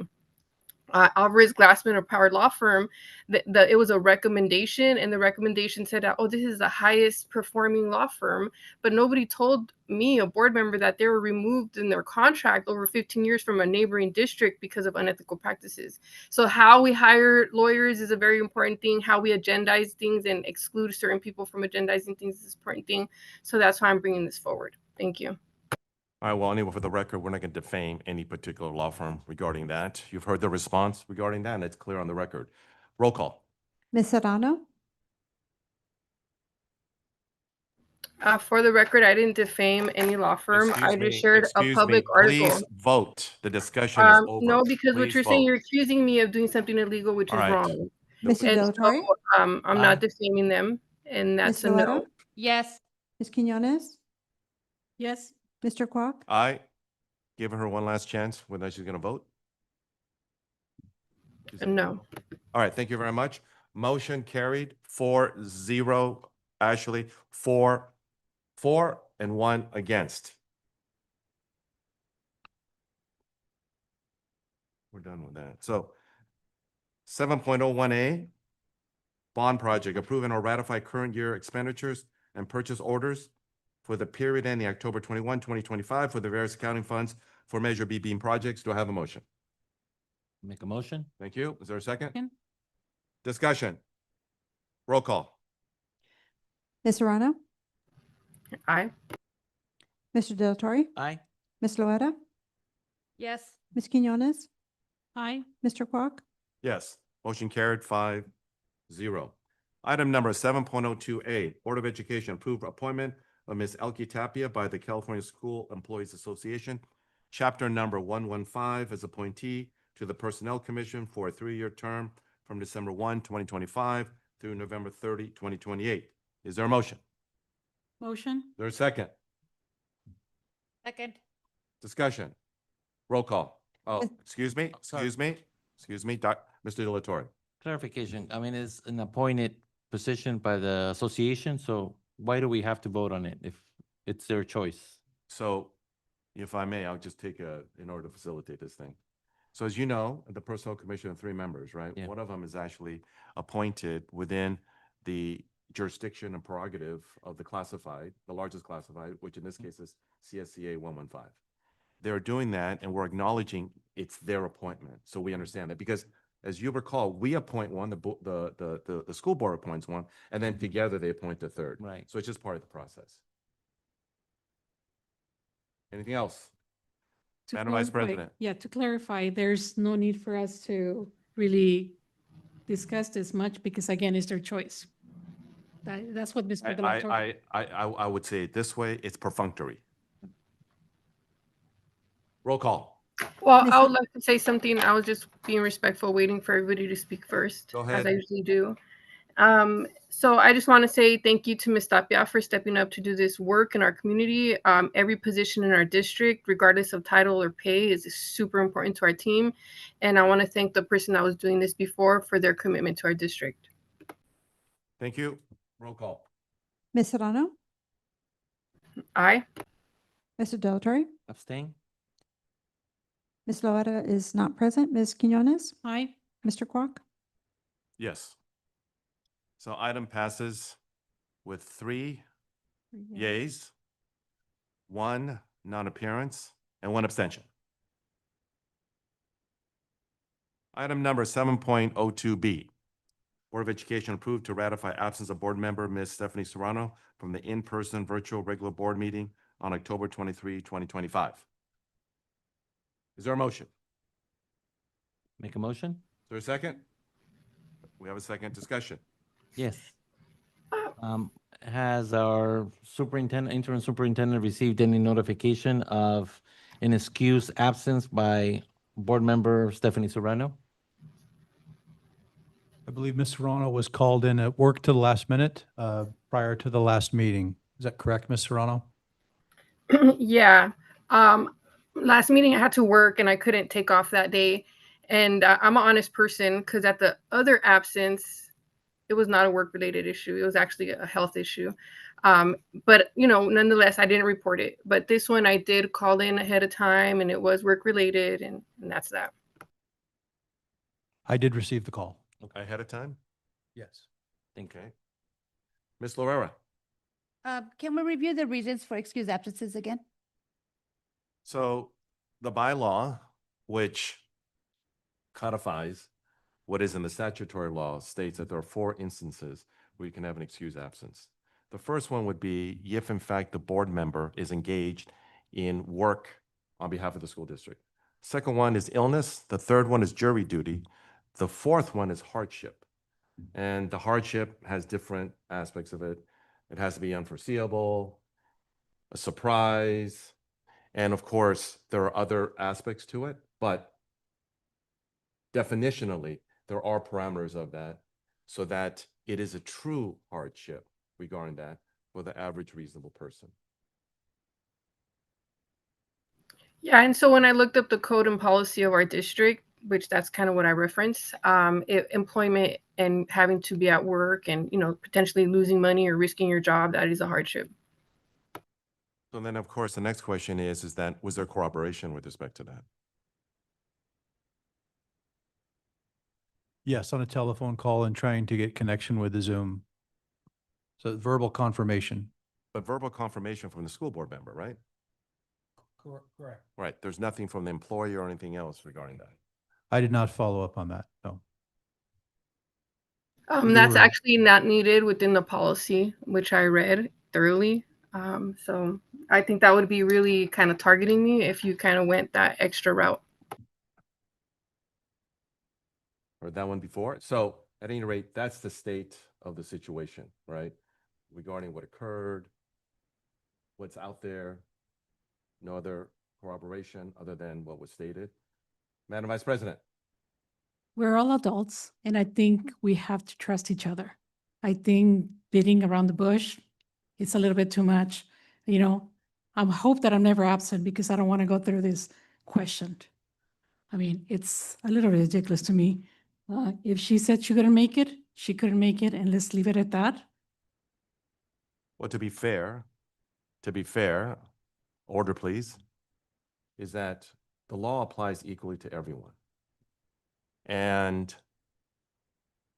as you saw what happened last time, it didn't meet the standard, but you voted for it at any rate. So here, every school board member just has to go ahead and make that decision for themselves. That's it, all right? You've heard what the state is and those factual circumstances. Go ahead, Ms. Laura. Yes, I do remember that Ms. Randall's previous stated that she decides on her own whether she goes to work or not. She's her own boss, and and she's gonna only go to work. She only goes to work only when she wants. And she doesn't want to go to work, she doesn't have to go to work. So now that she's saying that she has to go to work, when previously she says she doesn't go to work when she doesn't want to. And that's her own statement that she made a while back ago. And I'm just concerned about the many absences of board members.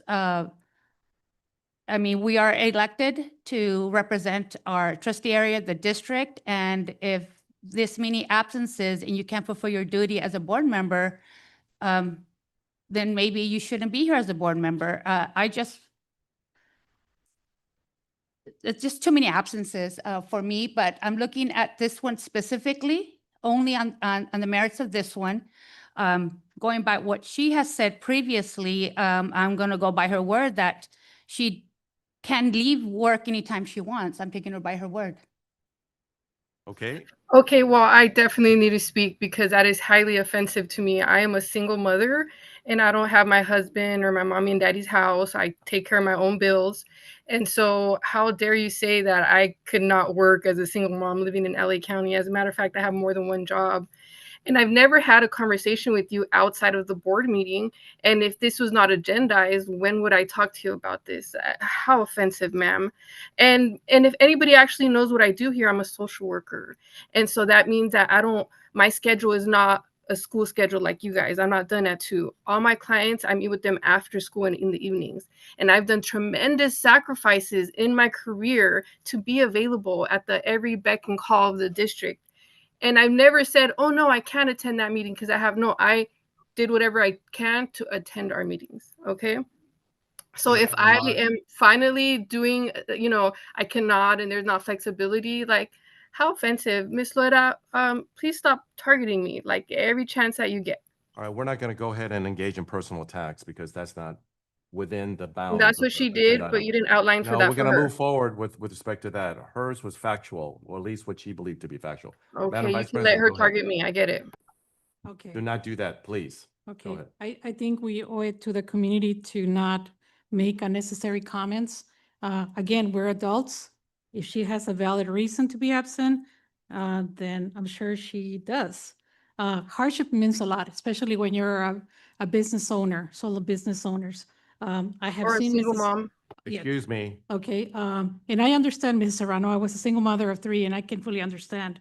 But I also understand that there has to be responsibility at all times. And I think most board members here have never been absent, including myself. Yes, I have been ill. Mr. De La Torre, his face was really in bad shape when he was very ill. He made it here. Sorry. Yes, but I think, no matter what, I think some of us are super committed, and sometimes that is wrong. Sometimes when you're sick, you need to stay home. And sometimes when you have other responsibilities, especially when you're a social worker, and I have been in her office when she gets children that need her. And I think that's is a higher calling than being in the board meeting, because if somebody's life is in danger, I would prefer her to be at her site trying to help somebody than to be here. The 4 of us can handle it. But then again, we have to go back and revisit the bylaws so that we can get clarity as to what hardship means, at least for me. Well, go ahead and read that because again, it is a word for word recitation from the California statutory code, right? So there is a certain level of parameter there, right? It's not a specific one, but it does define what a hardship would be, right? There's no way that the law could have listed every potential hardship, right? And then I would just say that whenever when I've been absent, I would call the district office ahead of time. I would tell them that, and then I would provide whatever documentation I would need to provide with respect to that. So everybody has to make their own decision on this, right? Without any. Yeah, personal- and so I'd like to, I feel like the constant scrutiny over my personal absences is once again targeting me, and there's no need for this. I We're gave not a going to valid do that. excuse, We are and not going to do every that. time you cut me off is another example of you targeting No, me. it so isn't. Stop cutting me off. This is an issue with respect to the board bylaws. Yes, We're in the board discussing bylaws, this I complied within, with them. you would, it may be good for you to It's read the hardship. bylaws. I did. So the Call the bylaw question. states specifically that it goes within, yes, it goes within the actual agenda item, and the personal tax never is part of it. All right, roll call. Ms. Serrano, Aye. Mr. Delatorre, Yes. Ms. Loera, No. Ms. Quinones. Yes. Mr. Quack. Aye, motion carried 4-1. Item number 7.058, business operations. Approve Hacienda La Puente Unified School District's fiscal stabilization plan for the 2025-26 through 2027-28 fiscal year. Is there a motion? I make a motion? Is there a second? Second? Discussion. If I could, for the board, Ms. Risco is prepared to present to the board the fiscal stabilization plan for your recommendation of approval and submittal to the LA County Office of Education. Thank you. Good evening, Board President Kwok, board members, Interim Superintendent Dr. Kimberly, Cabinet, and audience. Tonight, I will be presenting the fiscal stabilization plan for board approval. Next slide, please. The plan consists of a narrative and spreadsheet pictured above. I will be presenting the information contained within these two documents in the next 6 slides. Next slide, please. As part of the approval of the district's 25-26 adopted budget, the Los Angeles County Office of Education required the submission of a fiscal stabilization plan, identifying revenue enhancements and expenditure reductions to address a projected $3.7 million unallocated expenditure in 27-28. The district's 25-26 through 27-28 fiscal stabilization plan reflects a combination of more accurate student enrollment, a new revenue stream, and staff alignment. Next slide, please. In regard to implementation and monitoring, the district continuously monitors both revenues and expenditures to promptly identify discrepancies and implement corrective measures as needed. Through ongoing collaboration and feedback from district departments and the Los Angeles County Office of Education, we are able to uncover additional opportunities for cost savings. The district remains steadfast in its commitment to fiscal responsibility and will make necessary adjustments to ensure long-term financial stability, including the recommendation of a board-approved reserve for economic uncertainties with a floor of 6% and a goal of 10% to be part of the fiscal stabilization plan. Next slide, please. The revenue enhancements and expenditure changes in the 3-year budget projections include adjusting our declining student enrollment prediction from 500 students per year to a more accurate 350 students per year based on current year data, which will result in a $4 million revenue adjustment over the last 2 years of the 3-year plan. In the 25-26 school year, a revenue adjustment for the Student Support and Professional Development Discretionary Grant of $4.5 million, and salary savings from vacant or unfilled positions of $2 million per year for a total of $6 million over the 3 years. Next slide. Moreover, the district is adjusting the 27-28 projected unallocated expenditure found in the 25-26 adopted budget of $10.8 million.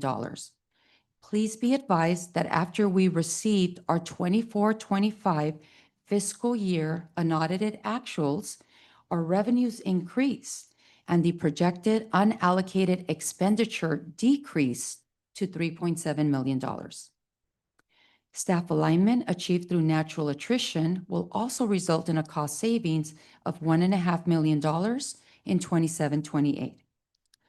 The plan includes a return of a number of teachers on special assignment into the classroom. The balance will be absorbed by the general fund at a $3.1 million cost. And a potential early retirement incentive, which would result in a cost savings of $3.8 million over the last 2 years. Please note, Solely relying on natural attrition will not take care of the alignment of staffing to student enrollment. An early retirement incentive is the most efficient option that will get us to the appropriate staffing levels for our student enrollment. Next slide, please. We will also make reductions and/or adjustments to contracts resulting in $1 million savings over the last 2 years of the 3-year budget cycle. The plan includes reduction in maintenance and utility costs for the 4 closed school sites, resulting in $400,000 savings over the last 2 years. And we were able to reduce our contribution from the general fund to Fund 67, as the district has met and exceeded the actuarial requirements for Fund 67, resulting in a $6 million savings over 3 years. We are also able to reduce our contribution from the general fund to the deferred maintenance fund, as large contributions were made in the past and the fund balance is stable, resulting in $3 million savings over the last 2 years.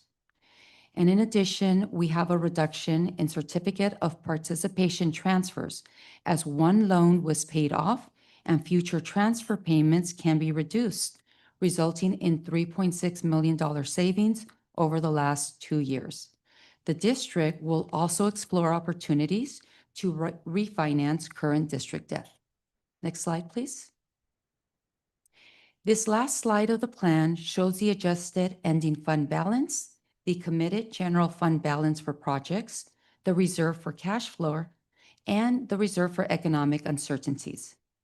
Please note the percentages are subject to labor negotiations. This plan does not include a tentative agreement. Please be advised that based on the additional expenditure reductions made by the district in the fiscal stabilization plan, it allows the district to be within the recommended 6 to 10% for economic uncertainties.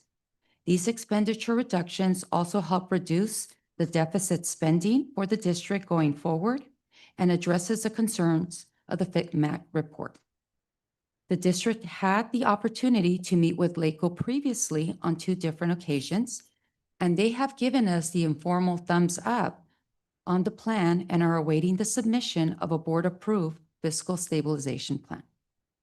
In conclusion, the key elements of the fiscal stabilization plan are necessary measures to safeguard the long-term financial stability of the district while ensuring the district continues to deliver high-quality educational experiences for all our students. Thank you. Any questions? Yeah, I have. Oh, go ahead. Go ahead, Ms. Arana. Yeah, I have a question. So for our COP, you said that we're going to be exploring refinancing it. Correct. We are exploring ways to refinance our debt. Okay, and that's like the bulk of our debt, correct? No, it is not. The $75 million, that's not the bulk. All right, I would like to learn more about that separately, about how we're going to be doing that, because I was kind of shocked at the interest rate at some of these loans. Yes, we can definitely provide you an executive summary in regards to the certificates of participation. Yeah, I mean, personally, I feel like that's kind of what pushed us over the edge, and so that's why I have my eye on that. Thank you. So by way of background, when you do the financing of this is the proper way to go ahead and finance this, as opposed to a capital appreciation bond that was used significantly, which then California came in and outlawed it. So this is the right way, because, and it's also based upon all the hard work of the district by getting a very high bond rating. And one of the loans has already been paid off. Correct. Mr. De La Torre, you have the floor. Thank you, Mr. President. I just want to thank Ms. Risco and everybody, your team.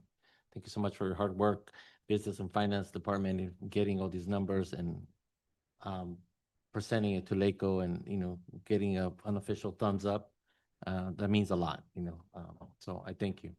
Yes, and I also would love to take this opportunity to thank Joanne Chan and also Grace Lee and all their hard work on this plan. It has definitely been a team effort, and they've been phenomenal throughout the process. Anything else?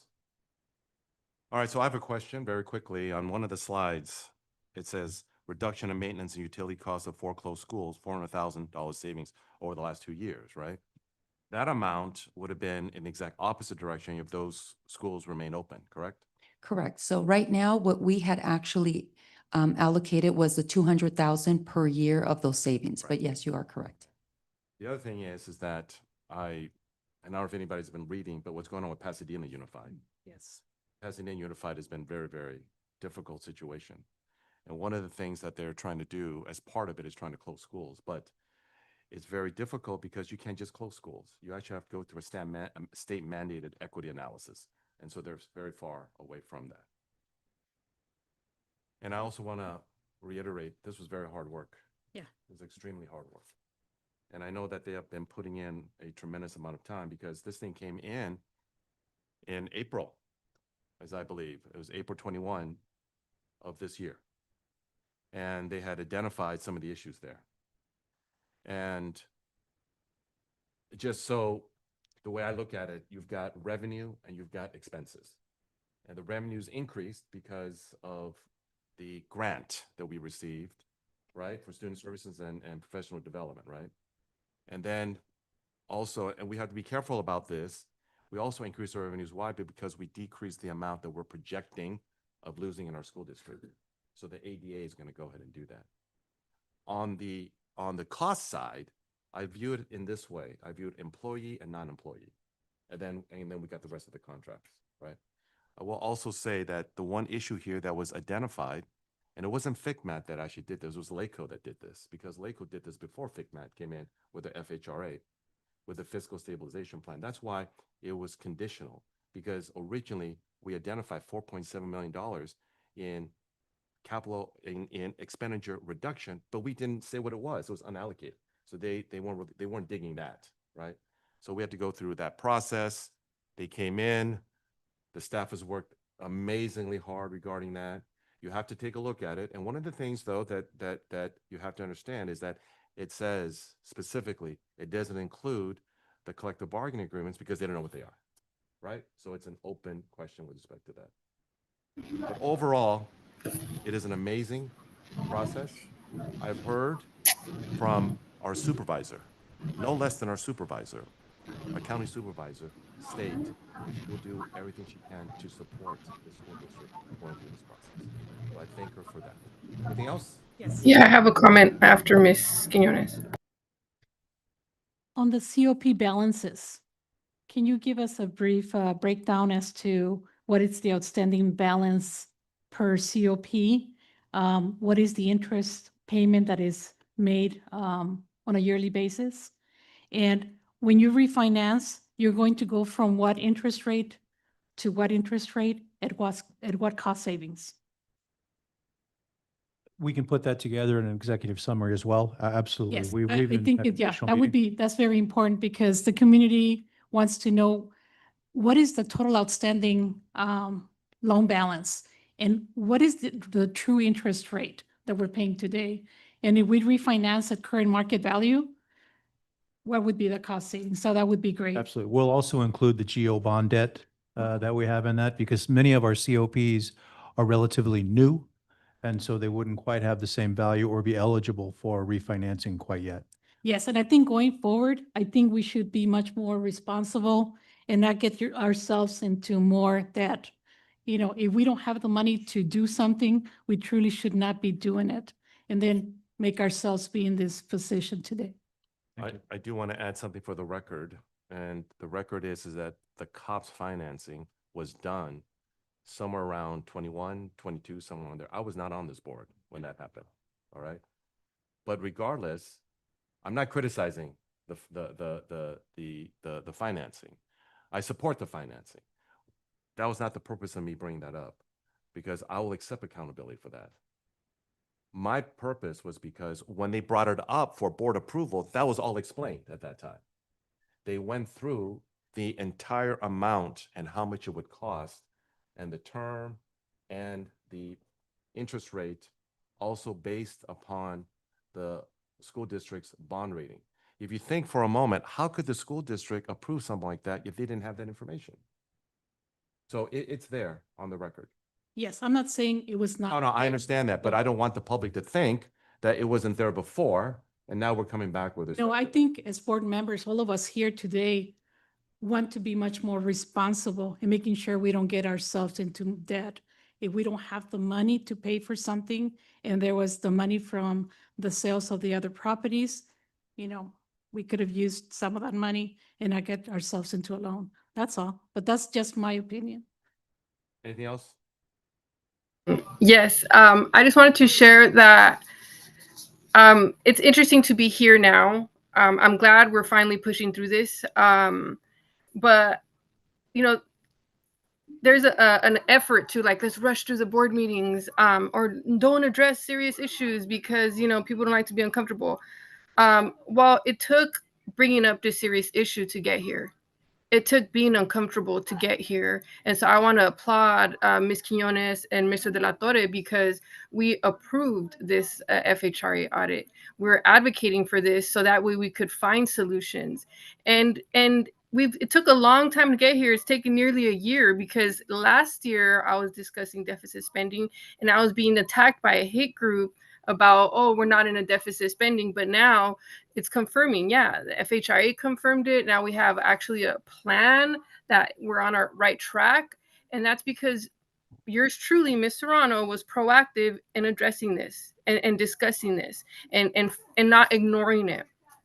And so when I bring up issues, it's not to make our district look bad. It's to be a proactive leader, not a negligent leader. So I'm glad we're finally here. So again, just for the record, we did not go through an audit.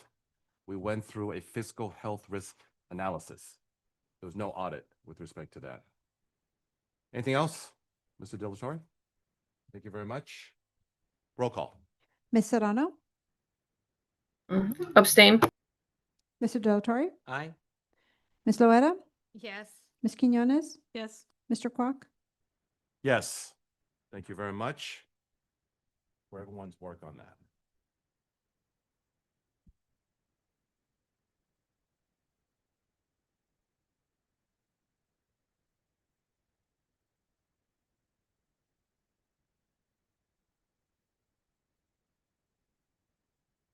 We don't have 7.07A, right? There's no 7.07A. Board of Education comments? Ms. Serrano.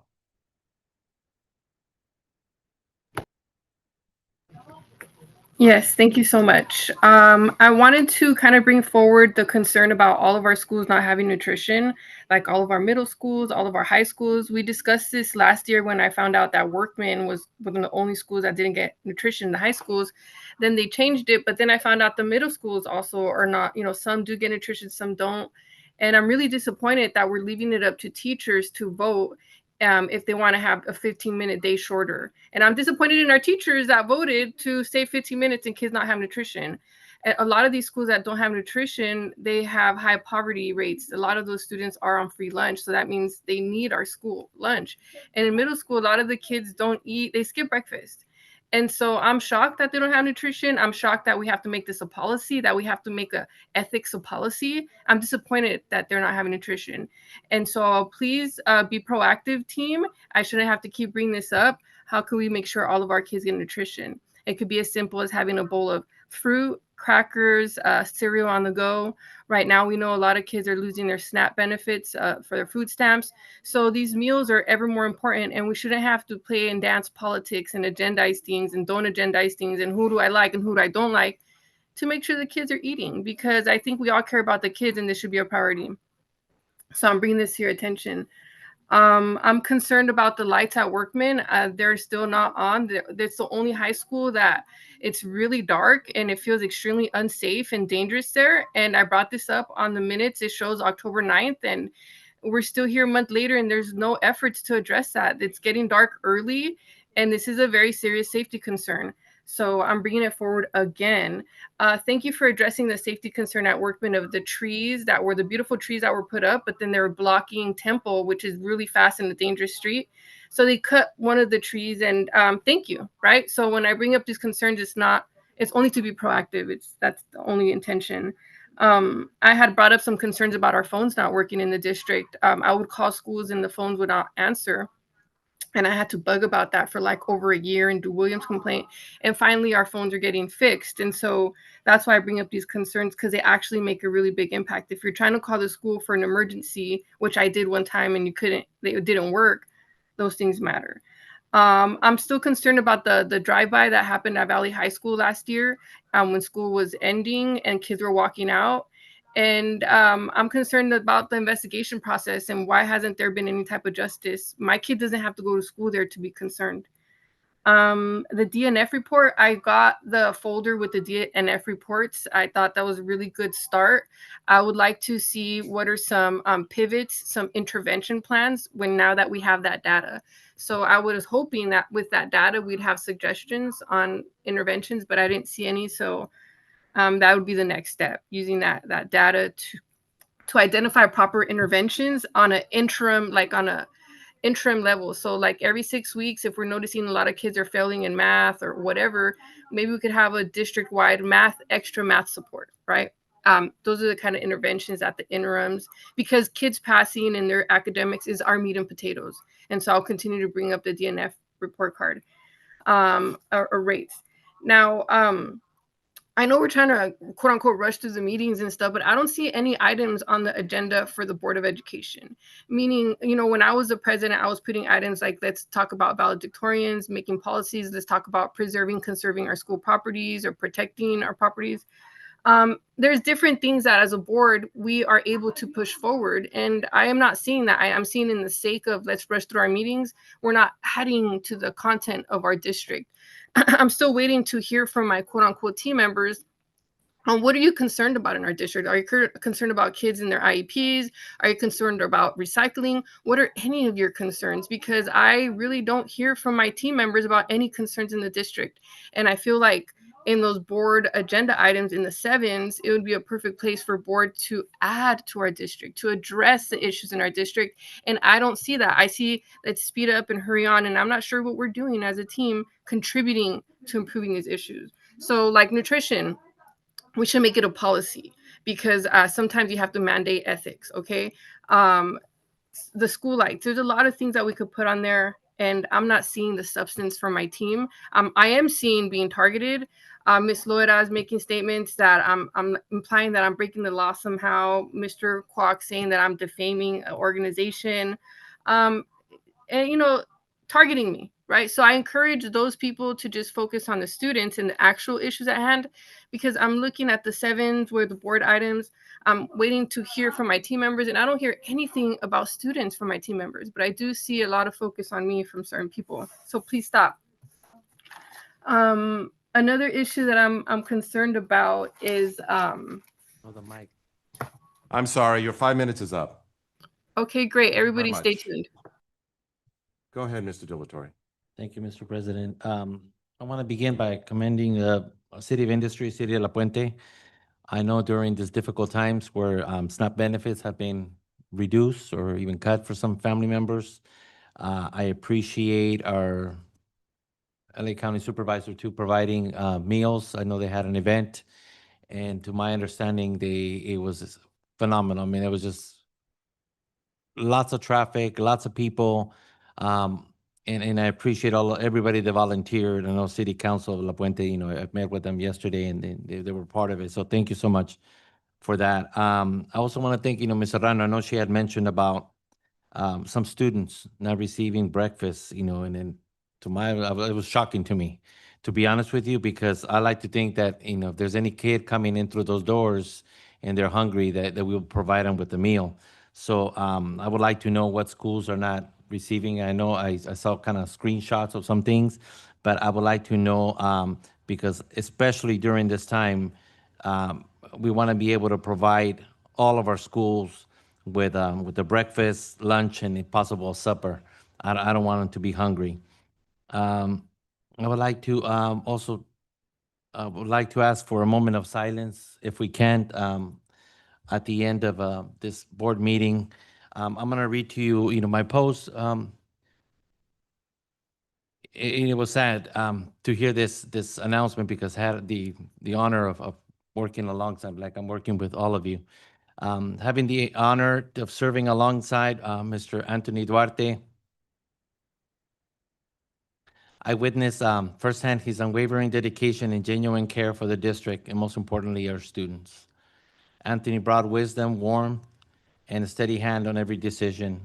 His leadership and compassion left a lasting impact on all of us, and his legacy will continue to inspire Hacienda La Puente community for years to come.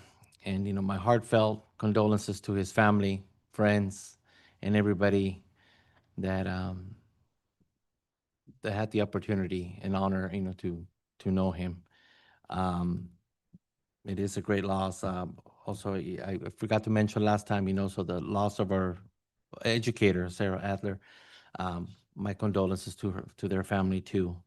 And I want to leave it also with mi pésame a Daniel de la Torre Gonzalez, my cousin. He passed away yesterday, and I pray that his family is. It's difficult, but anyway, thank you everybody for joining us this evening, and have a good evening.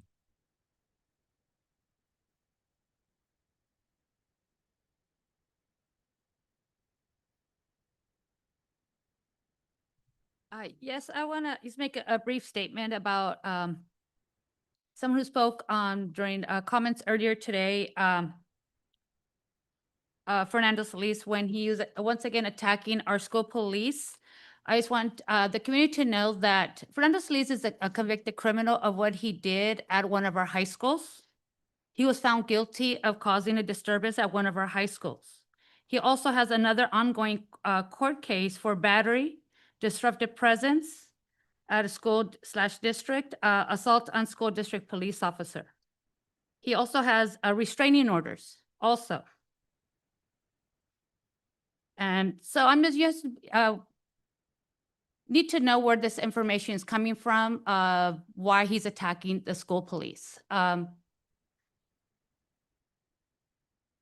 I want to move on to congratulations to Angel Malfabon and to their football team on their league record and moving on to CIF, and to all the other sports are also moving into CIF and across all of our high schools. Congratulations to speech and debate. I know Los Altos High School, they said they did great for speech and debate, but I know everybody across the district also did great in speech and debate. Congrats to the many finalists and to the multiple first place. Congratulations to Los Altos High School for their 10-0 record. And I know they're going on to CIF, so I wish luck not only to Los Altos High School, but to all of our sports moving on to CIF. I want to thank Workman High School for their jazz band for performing for us earlier today. My nephew, many years ago, was a drummer on the Workman Jazz Band, and I loved to go seeing them perform. I remember once was like a concert under the stars, and it was a beautiful event. So I'm happy to see jazz here. It was a great performance. I would like to ask, I know we get the enrollment reports. If we could have an additional column just to let us know what the beginning of the year enrollment was. So I know we get what it was last week and how much it is this week, but I would like to know how much was at the beginning, because that way I can see how the enrollment is. I would especially like to thank Dr. Shekel for her list of students recognized at elementary and middle school Dia de los Muertos warm-up tournaments for speech and debate. There were 18 different categories, and I must say that there were 38 novice student winners. Novice means that was the first time they ever competed. And 38 of our students, this was their first year performing, were winning. And so for elementary, Wedgeworth, they got first place. For elementary, our middle schools, Grandview and Orange Grove also placed.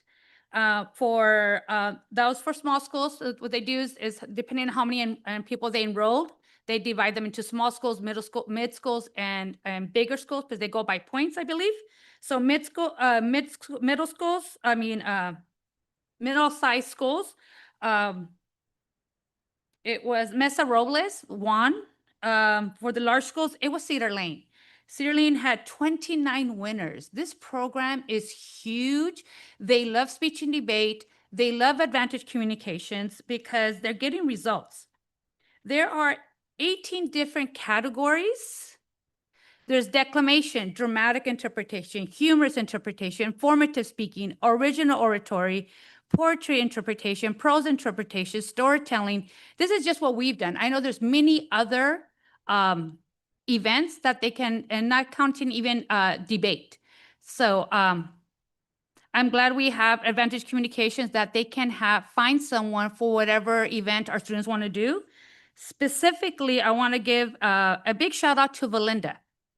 They did Spanish interpretation, and it's amazing. As I was walking across campus, I heard a student from another school saying, "Oh, Spanish used to be very small, but it's getting bigger."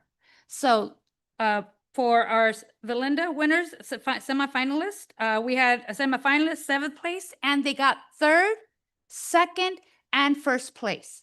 And Advantage Communications sent a coach there that can help them specifically with the Spanish interpretation. Real quick, I just want to give my condolences to Anthony Duarte's friends and family. I only met him like about 2 or 3 times, but the few times I did speak to him, I could tell that he cared about our district and our students. So my thank you. My condolences to his family, especially to his husband and to his son. Thank you. Thank you.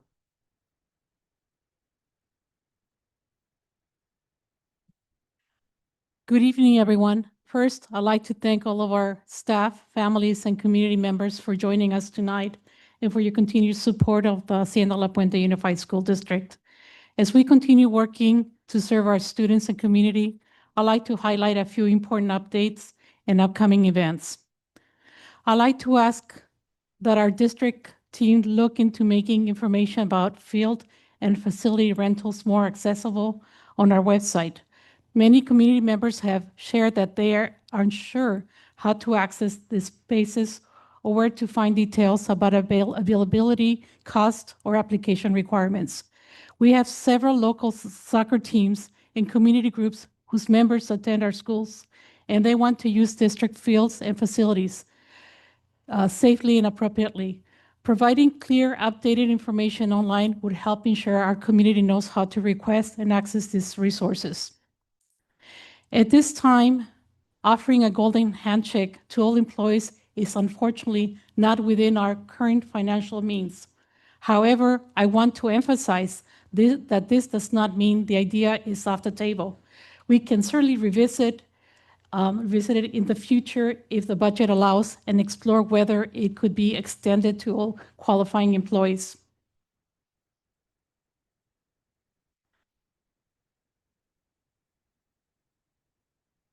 I also understand that some have expressed concerns about the decision not being equitable. I truly appreciate those perspectives, and I want to reassure everyone that this decision was not about valuing one group over another.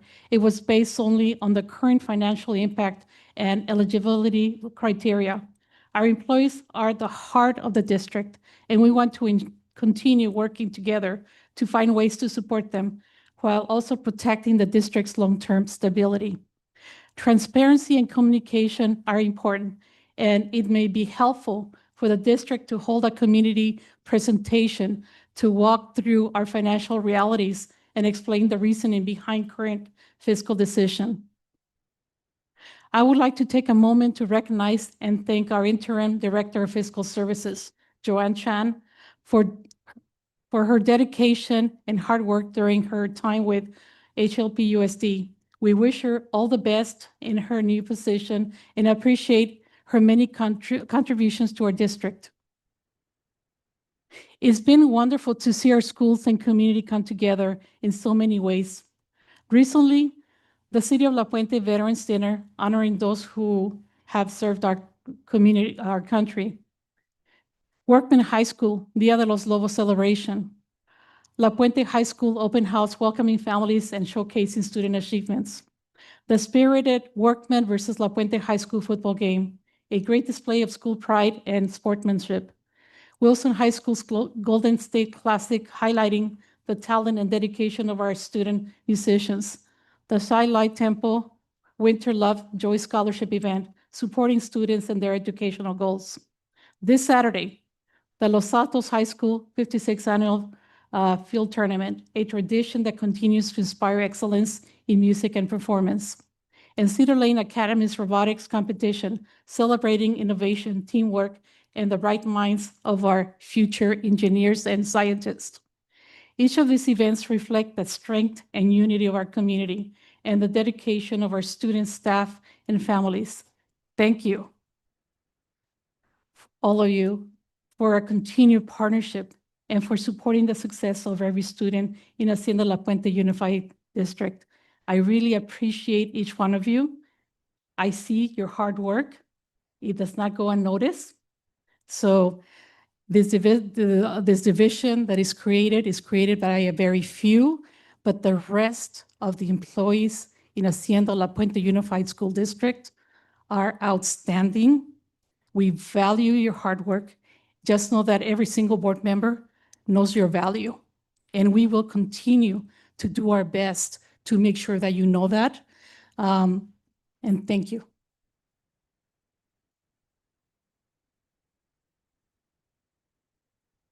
Thank you very much, Madam President. Before I begin, I may ask for an extra time at the end just to talk about a school board member. First of all, I want to thank everyone that is here today and has been here throughout the entire school board meeting. We do that because of what we care about. And one of the things that I know about HLPTA is that they put students first. They care about public education, kids and families. They're always committed to that. We should always be with respect to that. I'm never disappointed. You've never disappointed me. Also, during the time when we were talking about that had come up with cops and so forth, I know it was a very difficult time because the pandemic was there. And we had a very able president that was able to go ahead and steer that through 2 years, and that was Mr. De La Torre. So he did an exemplary job at that time.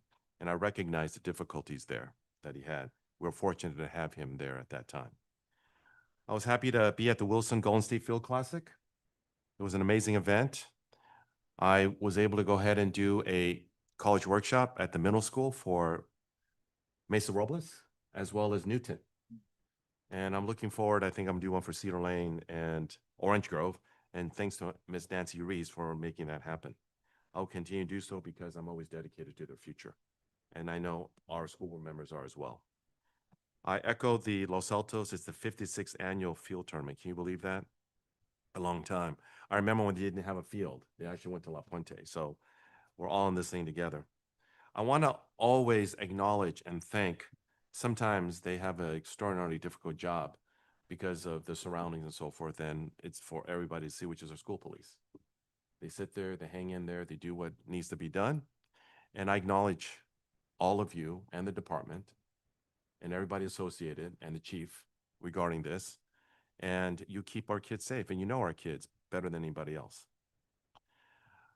I'm very pleased with respect to teen court. If you take a look at the map of teen court, is that you'll see that everything's on the west side. We're the only little flag on this side. And it's very transformative. You know, you get a kid that makes a decision that maybe wasn't the right decision at that time, but they're able to go ahead and get a second chance, and deservedly so. So I'm looking forward to that. It's part of a restorative justice. We did this before with youth court, but teen court is much more difficult. It's part of the LA County court system regarding that. I want to thank the board because of the fact that I know that our employees are pleased because our board meetings actually end on time. We're able to go ahead and comply with our bylaws. We're not rushing through anything. We're getting what's done here, and we're not going this thing, we're going past midnight and we're having special board meetings and continuances and board meetings that last 14 hours and so forth. We focus on our kids and what needs to be done. And that's what we do. It has always been with respect by that.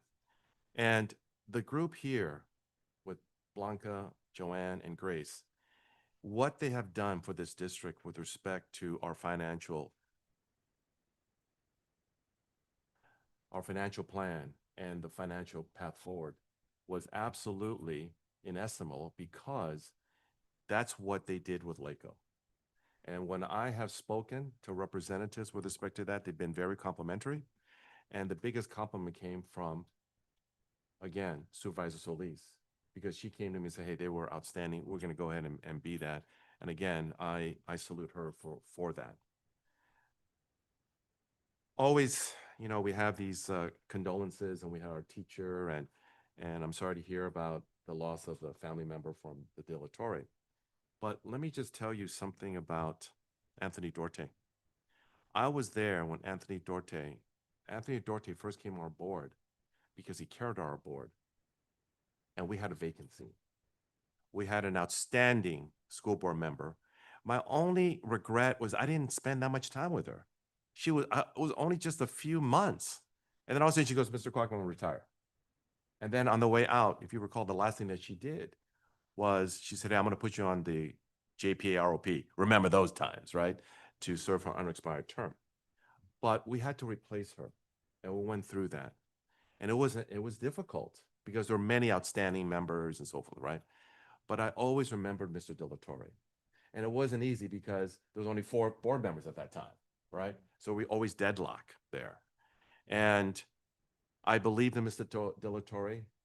I didn't know him, but at the end I believed him. And so I broke the deadlock and actually voted for Mr. De La Torre, one of the greatest decisions I've ever made. Mr. De La Torre, I will tell you, as much as I have in terms of my professional experience, it didn't compare to what he had because of his government experience. The biggest compliment I can give anybody is I learned a lot from Mr. De La Torre. Excuse me. You see, Mr. De La Torre, see how much I think of you? From Mr. Duarte. I've learned a lot from Mr. De La Torre too. But Mr. Duarte had an ocean of experience in governmental leadership. I know he started with Roger Hernandez, and then he did all these other things, and then he eventually went to Judy Chu's office.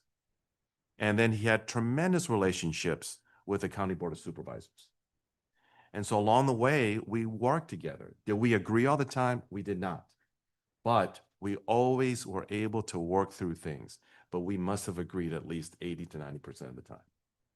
Because he cared. He gave his life to the school district.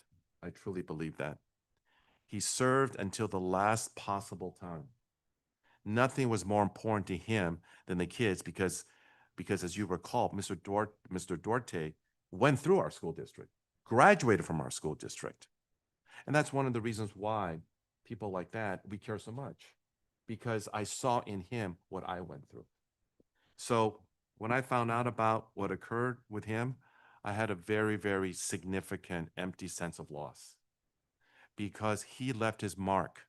We can only ask about ourselves is, have we made the lives of others better?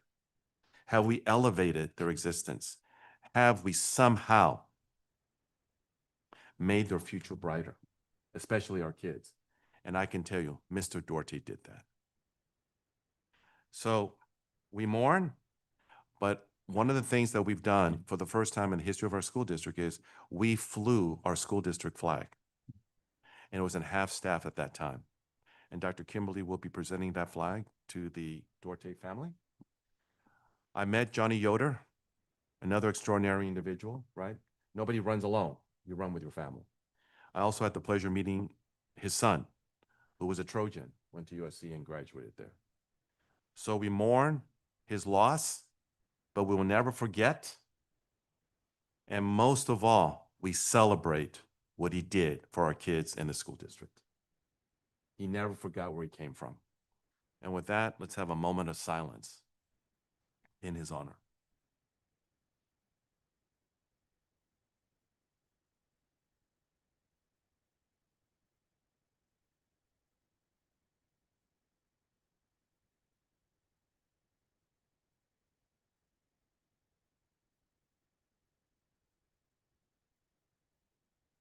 Thank you very much.